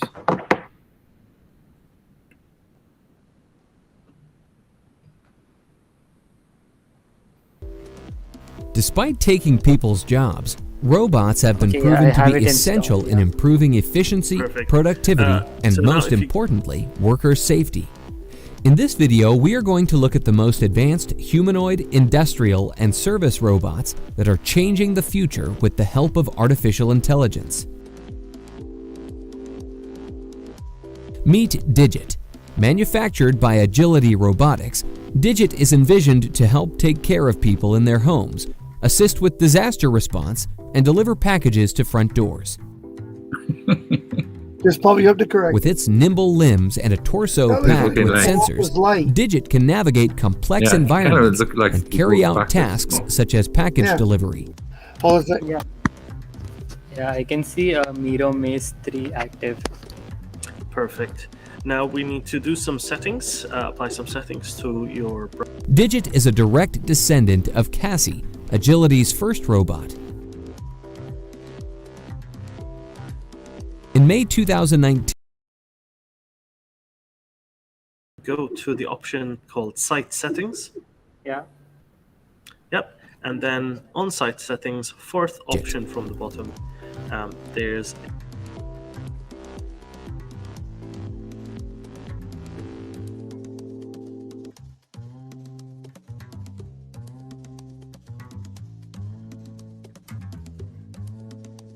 This is Pepper.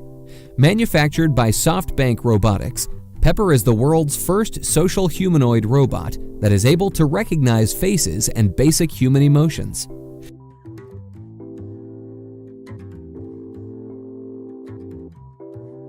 Pepper has been adopted by over 2,000 companies around the world.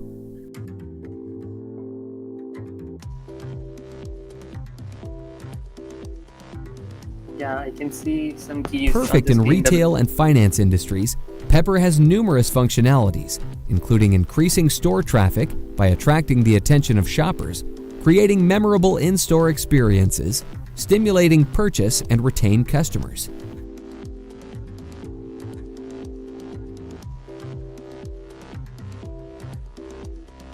Pepper can also gather comprehensive data to enrich the customer base and generate shopper insights.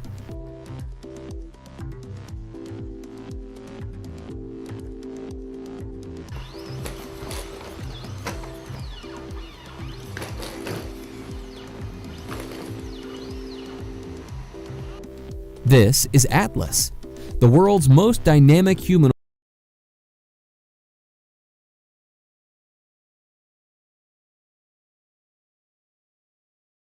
Sure, let me turn on my camera.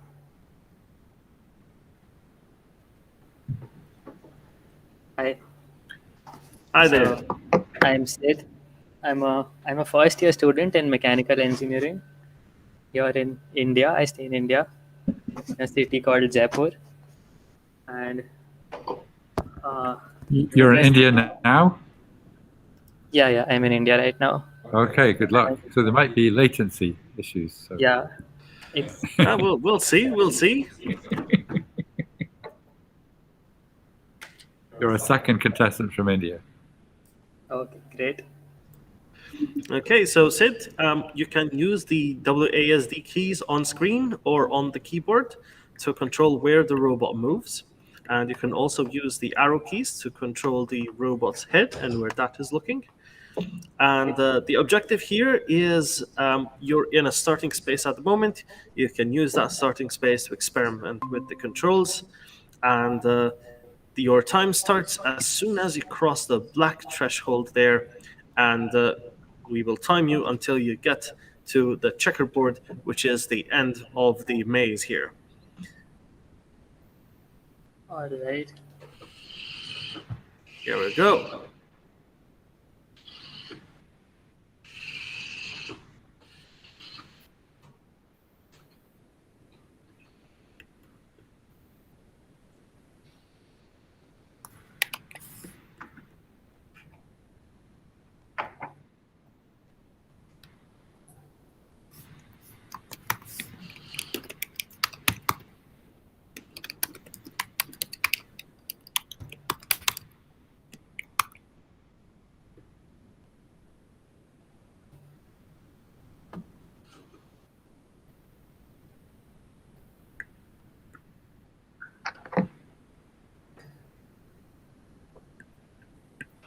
Okay, whenever you're ready. Yeah, I just can't get the head to be straight. If you look down, it will straighten the head. Oh, okay. Got it, yeah. Yeah, I'm ready. All right, take it away. And your time starts. Ooh, got unstuck there. Your time starts now.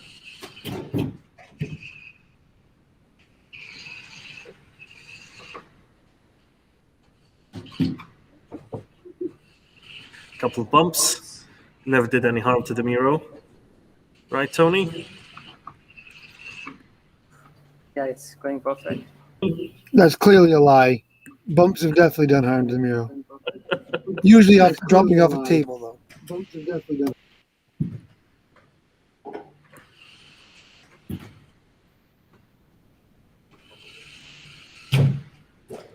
Ooh, that is quite a bump. I think it's probably latency because. You're doing pretty well if there is latency issue. It's a good time.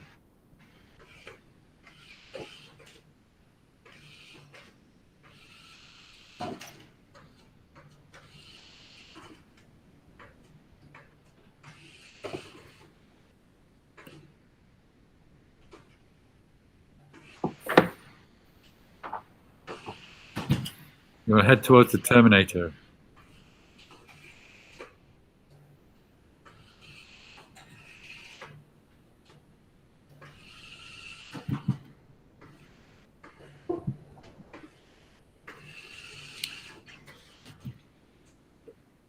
Wally is pleased to see you.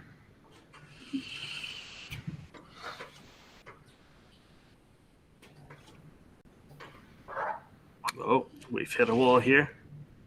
Yeah, just back up when you hit the wall. Here we go. Going well. Oh.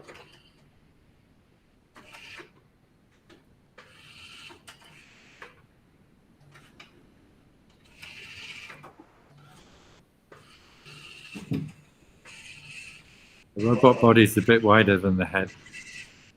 Oh,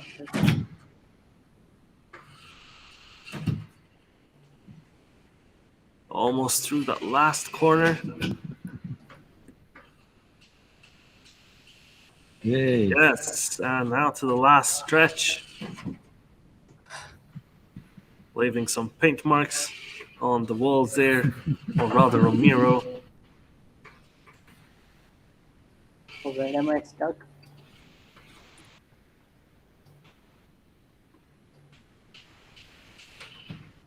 Oh, at last.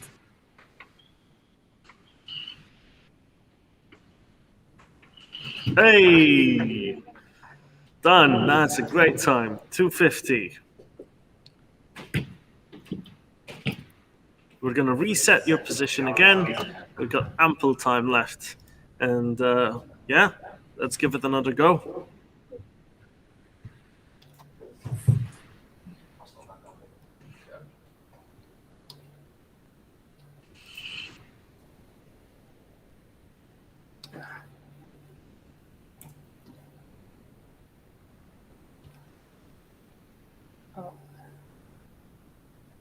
The head is falling back down, I think.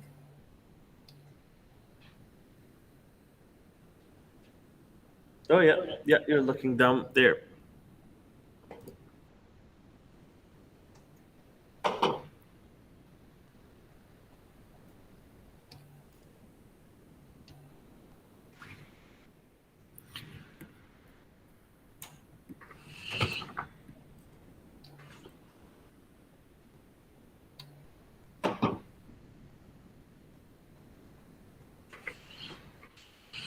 Yeah, got it. Time starts now.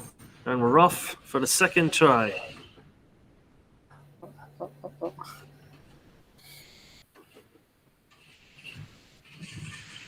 No, stuck on a corner there.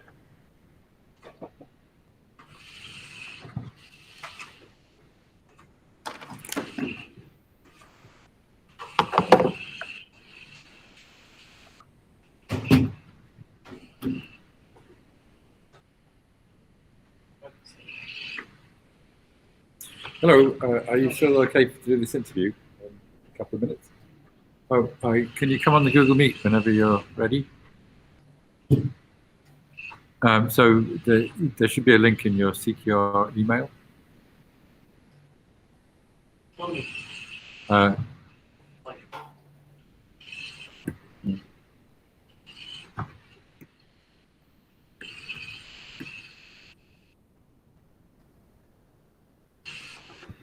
Doing well there. Just past a minute.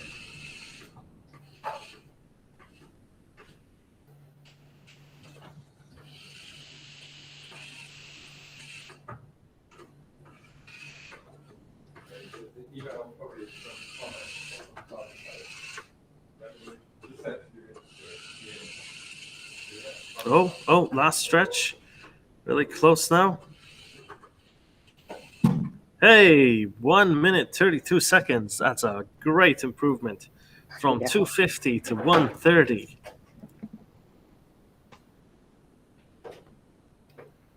And that places you number 1 in the university category. Well done. Ready to try and beat your best time? Yes, for another go? Yeah. All right. You're back at the start line. Take it away.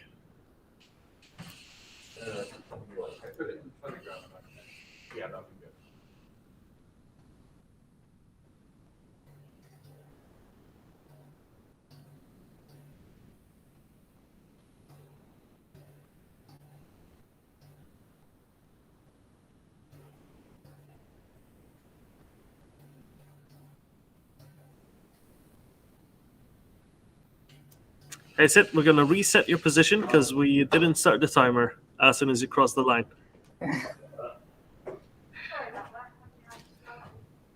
Yeah, okay. It's ready to go again. All right, ready to go. And timer starts.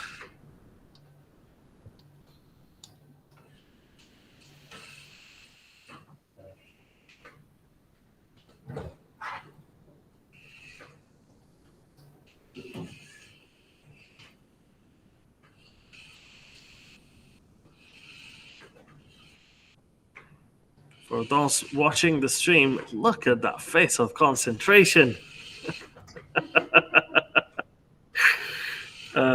Just joking with you, Sid.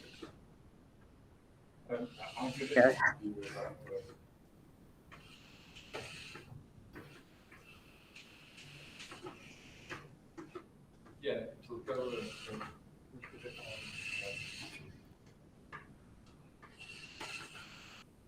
Oh, we're looking good to break another record here.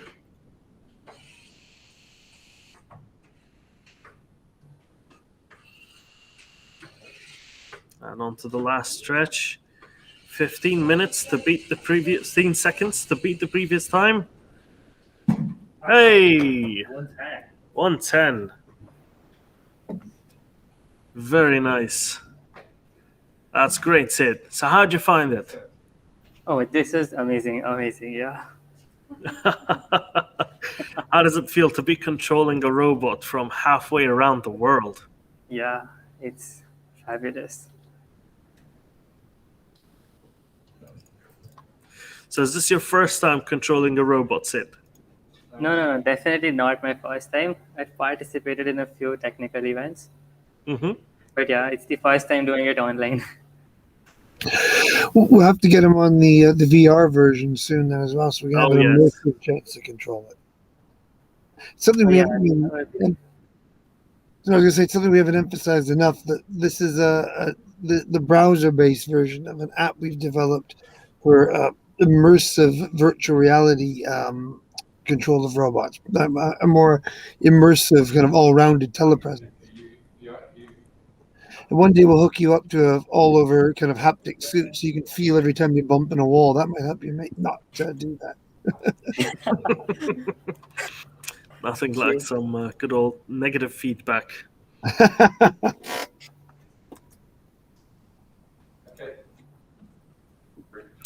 All right. That's great, Sid. Thank you so much for joining us today. We'll let you know if you make it to the, well, looks like you have a pretty good chance to make it to the finals there.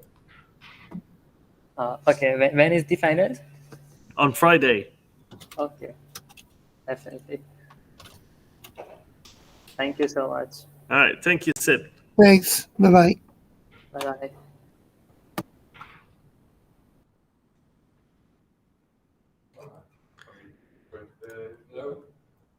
How are we doing, Daniel? Are we ready for the interview with Yes, it looks like we're setting up for the interview as we speak.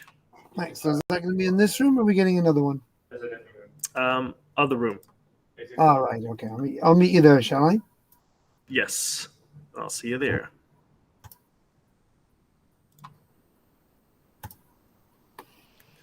So everyone, that was our last contestant for today. And now we're going to head over to another room to talk with Sebastian Conran, one of the founders of Consequential Robotics. And we're going to talk all about Miro and what makes it tick.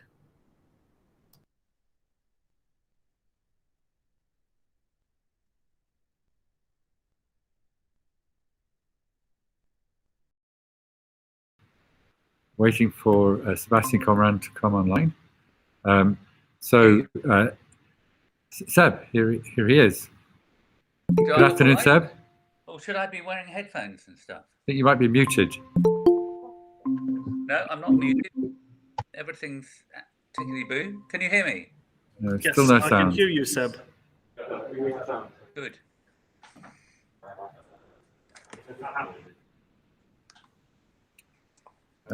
Maybe my. Oh, yeah, okay. Hello? Hi, guys. Yep. Oh, yeah, I've got you, Seb. Great. Seb, thank you for joining. I'm just going to try and close some windows because I've got echo. Am I in the center of the screen? Right, good. Hi.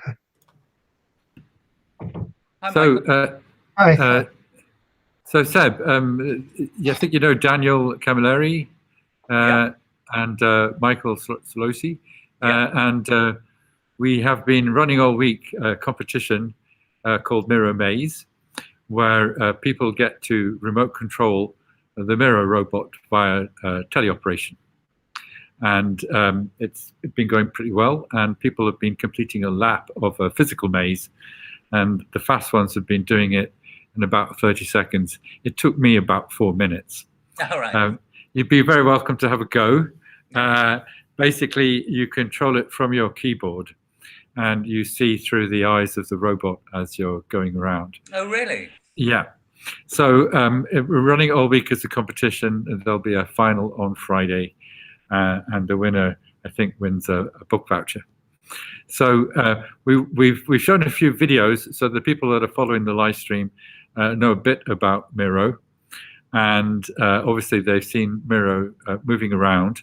And I wanted to talk to you so that you can tell us a bit more about the ideas behind Miro from your point of view as the chief designer on the Miro project.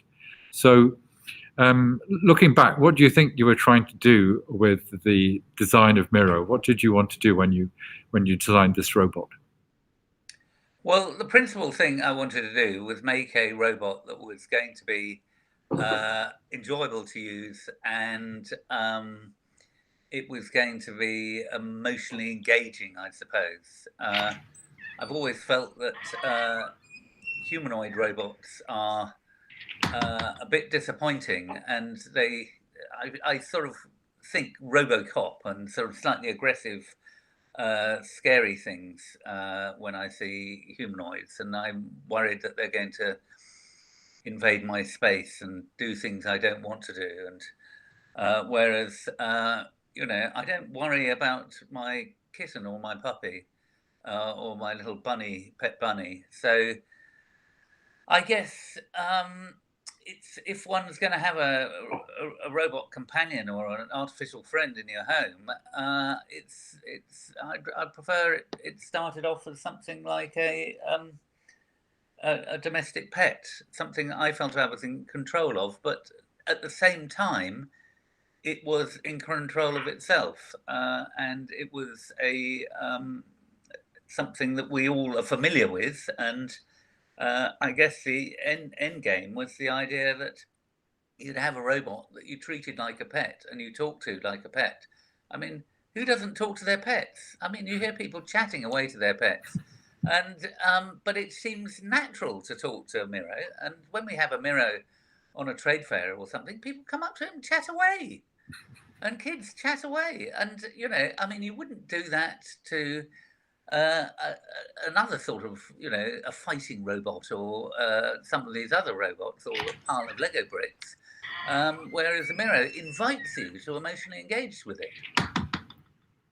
And when you were designing it, I know that you were inspired to make it a bit like an animal, but also you wanted to avoid making it too close to being an animal or any particular animal. Yes, we looked at a lot of animals and got behind the psychology of how big the eyes should be, how close they should be together. Looked at ways that an animal will signal its happiness or anger or sadness, or you know, so a dog will bark if it's unhappy or aggressive, or it will purr like a kitten if it's happy. And so, you know, what the thought was, if you could, you know, make the animal happy, it would wiggle its ears, wag its tail, and purr. And so that was another thing. But we also added the idea of coloured lights, so that was an additional way that a animal can signal its state of mind. And there is a kind of uncanny valley, do you think, for animal-like robots? Ones that are too much like a real animal are a bit weird. Yes, I quite agree. You know, we aren't, you know, on a sort of taxidermy type mission here. What we're trying to do is create something that is cute in the same way as a Volkswagen Beetle is cute, or a, you know, Mark I Mini is cute. And there are various things in the world that are designed and that are almost cute by mistake. I mean, I don't think anyone was really thinking when Ferdinand Porsche was designing the Volkswagen Beetle. I don't think he set out to, let's make a cute car.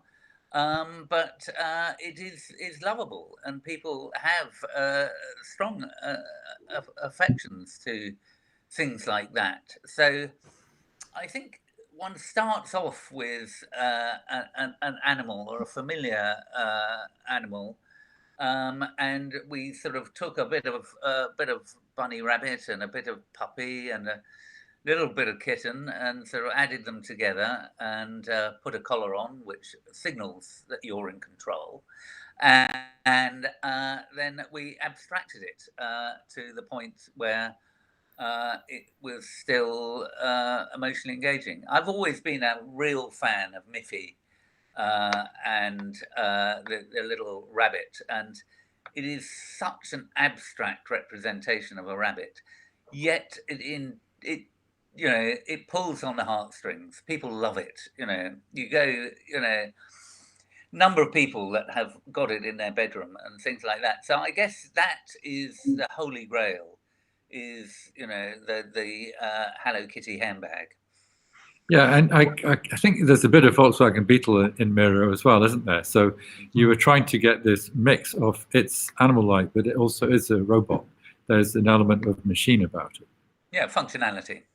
Yeah. Can I jump in and say, not having been involved in the design process like you two clearly were, just I think that Miro is emotionally engaging and yet completely steers clear of the uncanny valley. It's an important lesson for all roboticists. Well done there. It's a thing that it doesn't have to be that lifelike that it invokes the uncanny valley, that you risk slipping down in there, and yet still something that can be emotionally engaging. I think there's a lot of very important lessons for roboticists to learn about the individual things in Miro that make it emotionally engaging without having to go at all down that route. But the main question I wanted to ask you is, you're talking about how, when you designed it, you put a little bit of bunny, a little bit of dog, a little bit of these things in. And I know from talking with Tony before about the design of the sensors, it was also influenced by biomimetics. And I'm wondering how closely you either worked with Tony or the people designing the hardware when you designed the features. Like, were you thinking, I want ears like a bunny because you're doing ears like that, or a nose like a bat because you're doing the sonar thing from a bat, or was it two independent processes that kind of came together? Some of the best design and the best creative solutions comes out of conversation, and that conversation rarely takes place in a committee room, and it is social conversation. It can be between 2 or 3 people. It can be while you're walking around a robot lab, or my situation with Tony is that we did a lot of research missions across Europe. So we spent a lot of time traveling with each other and socializing with each other, and sharing ideas and understanding things. And I would pick up a little glimmer of detail of information that would not have happened around a committee table. That anecdote would be too much of a digression for a formal committee. And so it happens there. So I think there's a very important aspect to socializing creativity, creative socializing, where you think you're having a good time, but actually you're really hard at work.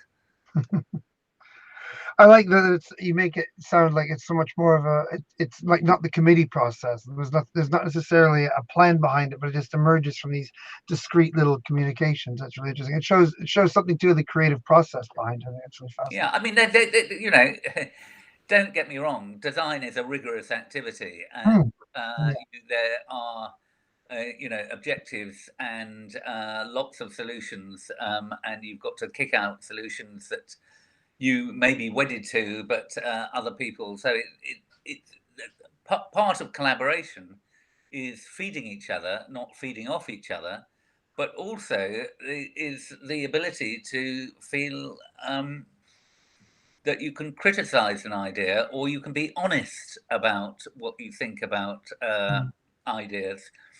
And I always, with my team, try and get people to avoid using the word "I think," and just say use the word "perhaps" or "possibly" or "maybe" instead of the word "I think," and you get a much less confrontational sort of meeting that way.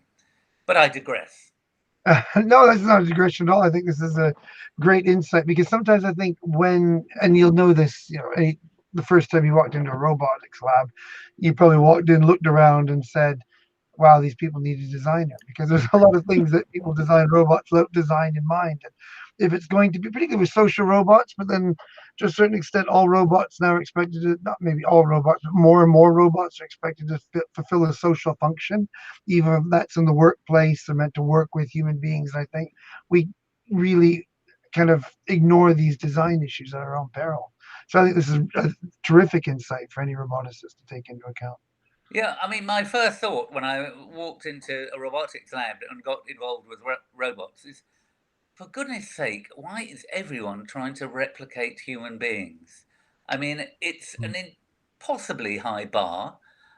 We'll always, we'll never get there. But actually, if you lower the bar to replicating a domestic pet, Miro comes pretty close as far as domestic, as robotic platforms, affordable robotic platforms come. It's with the right software, is amazing what you can get Miro to do. And, the feasibility of using a Miro to an involvement of Miro, I should say, probably not the Miro we have at the moment, but later down the line, is to have a pet for my 89-year-old mother. And, she had a fall the other day. She was too dazed to know that she should be pressing the button on her wristband. And it just so happened that someone was in her flat at the time, and she was in an ambulance within an hour.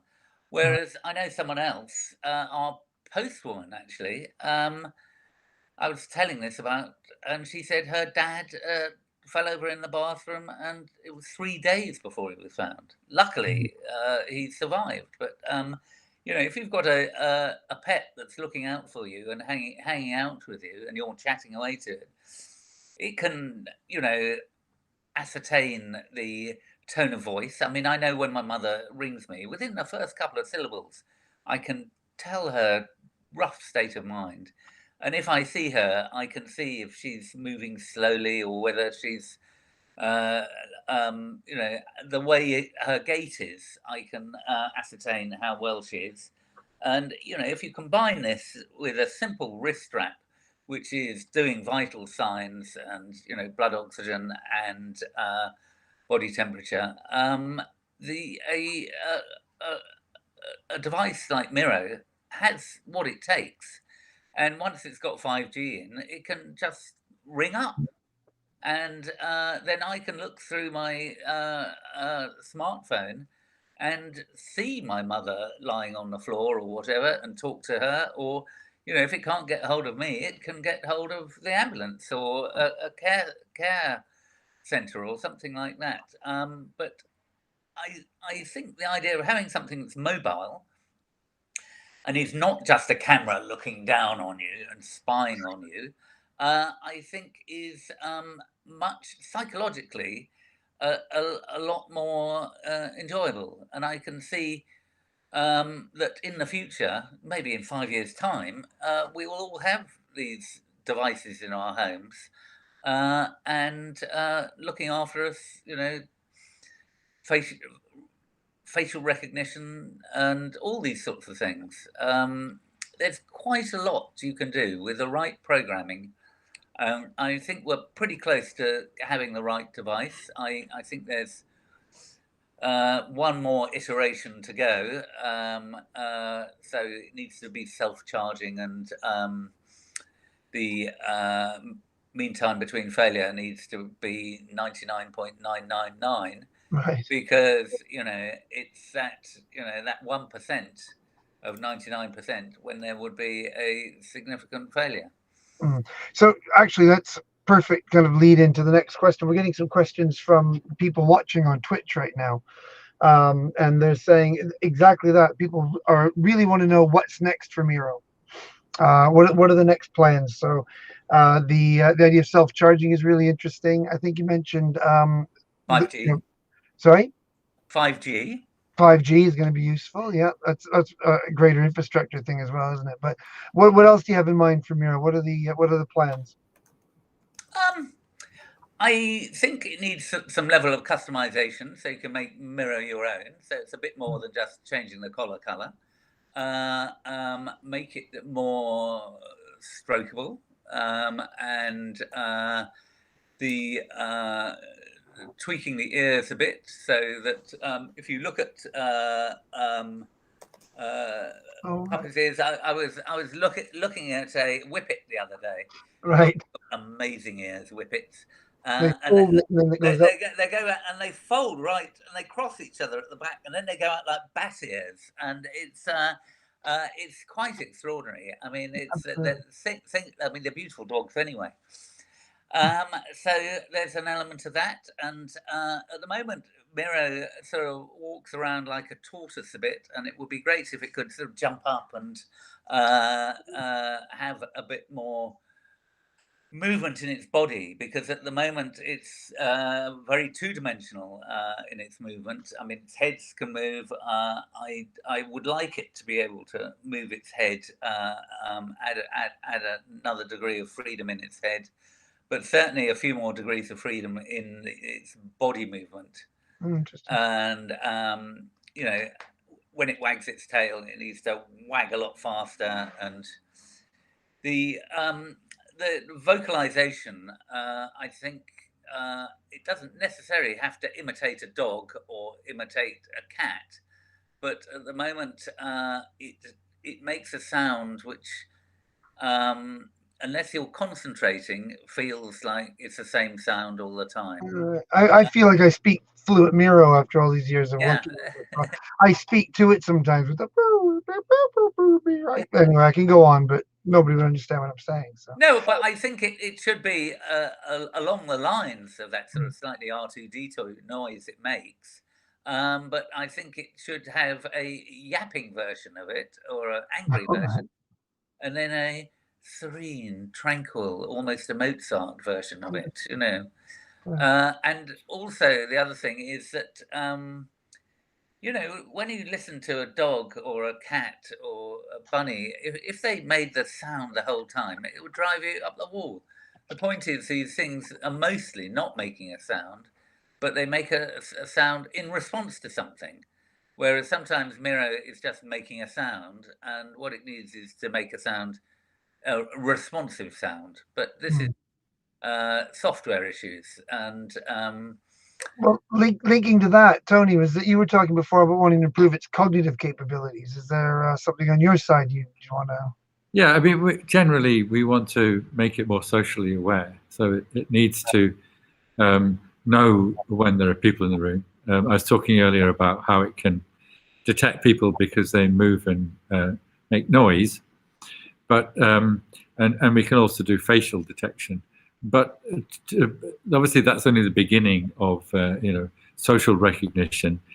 Ideally, you want to be able to recognize somebody, remember who they are, the last time you spoke to them, and what you did together, and all these sorts of things.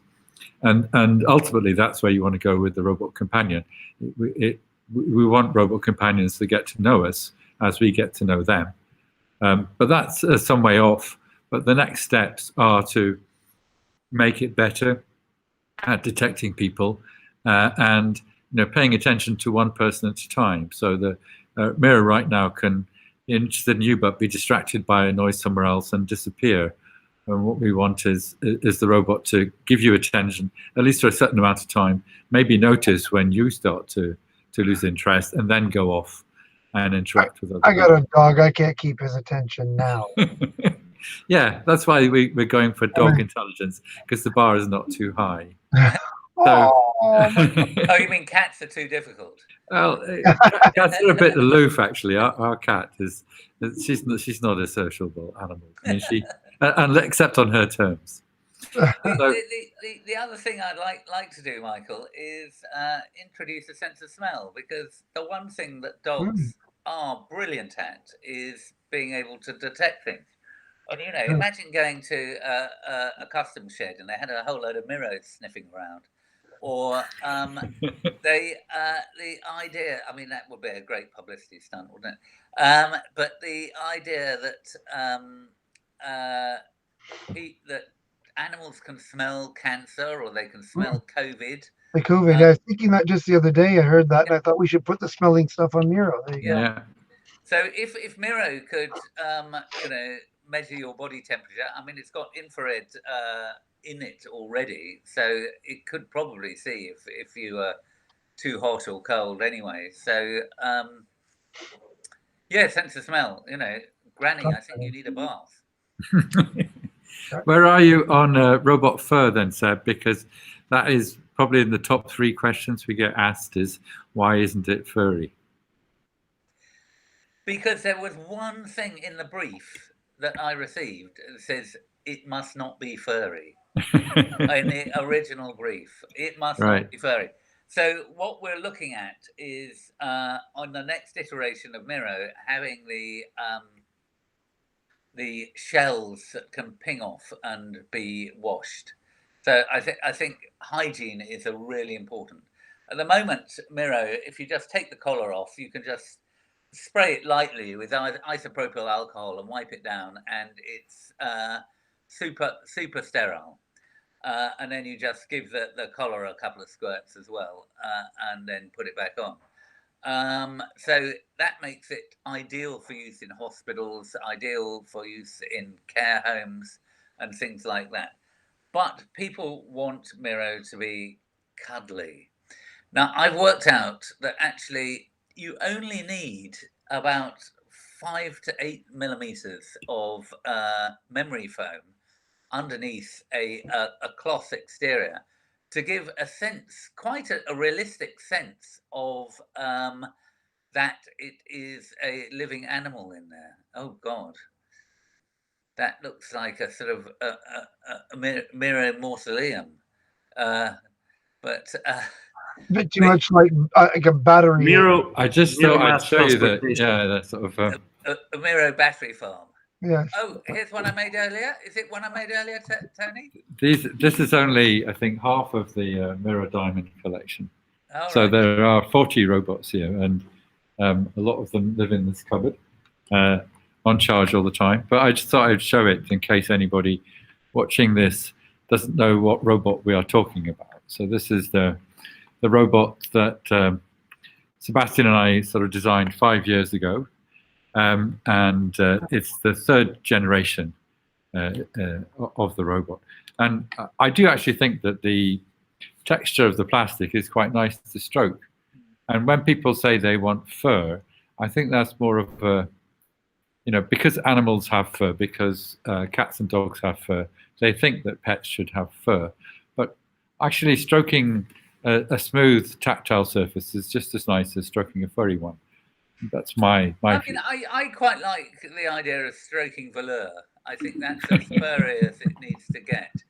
And the thing is, I've done tests with velour, and the capacitive touch sensors work very well through it. You have to tweak them a bit, but it works as if there's nothing there. It doesn't seem to get in the way. So as I say, it's 5 to 8 millimeters of memory foam, and then you need to have a stretchy fabric that is knitted, so you don't need too many seams in it.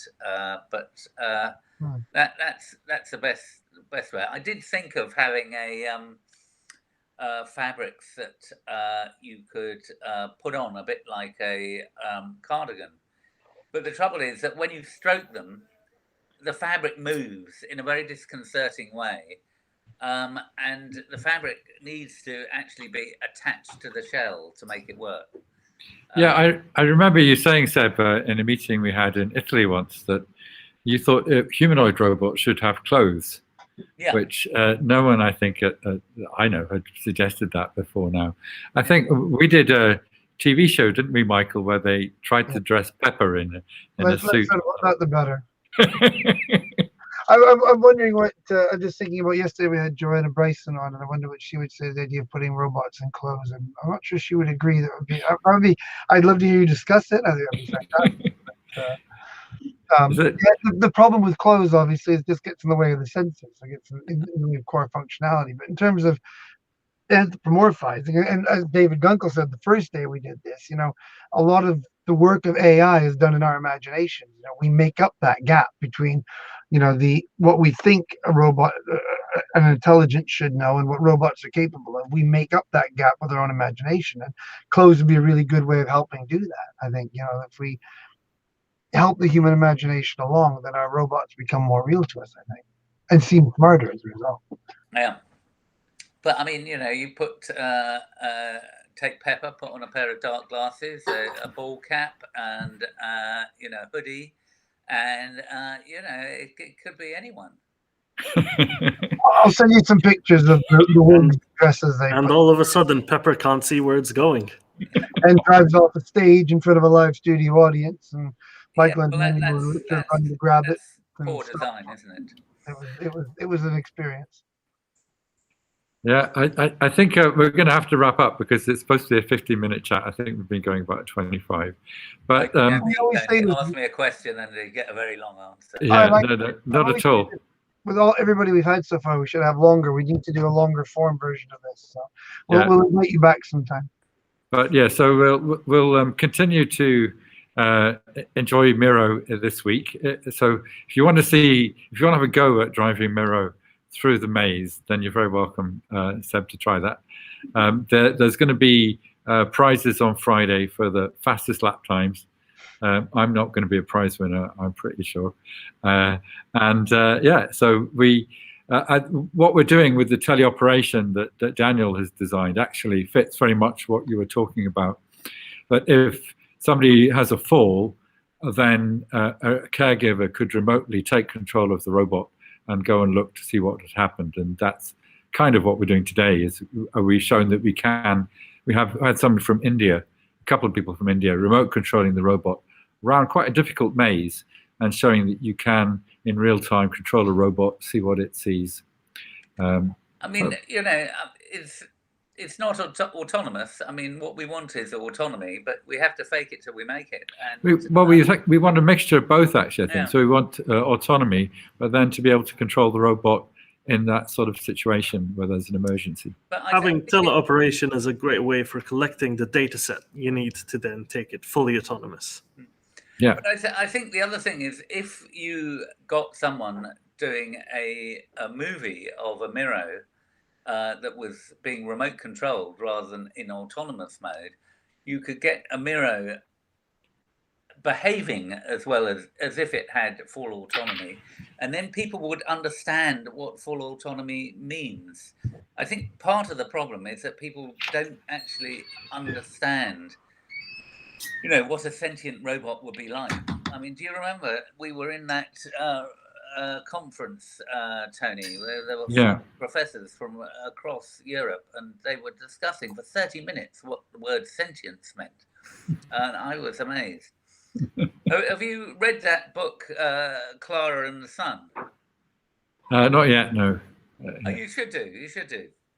This is the Ishiguro novel. Yeah, it's interesting because the robot clearly has very advanced sentience and cognitive powers. And it's incredibly perceptive, but it does get a bit worried if it's on stony ground, gravel or grass or something like that. It's concerned about falling and things. That's interesting. Yeah, that's very insightful. Okay, well, I think we should wrap up there. But thanks very much, Feb, for coming on the interview. We will put this on YouTube if you want to watch it back. But and we'll see you soon. Bye. Bye-bye. Bye-bye. Thank you. Bye, everyone.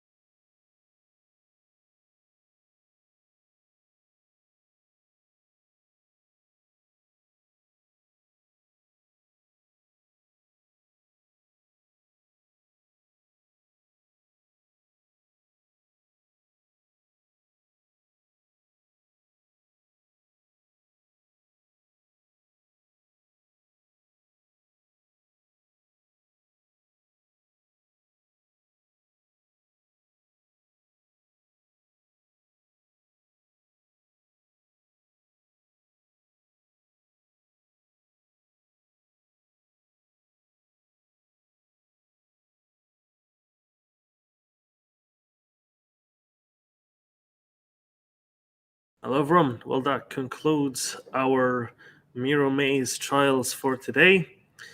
Join us again tomorrow, where we're going for a 2-hour rather than a 3-hour schedule. And yes, join us tomorrow for more lap times around the maze. Thank you all for joining us today. And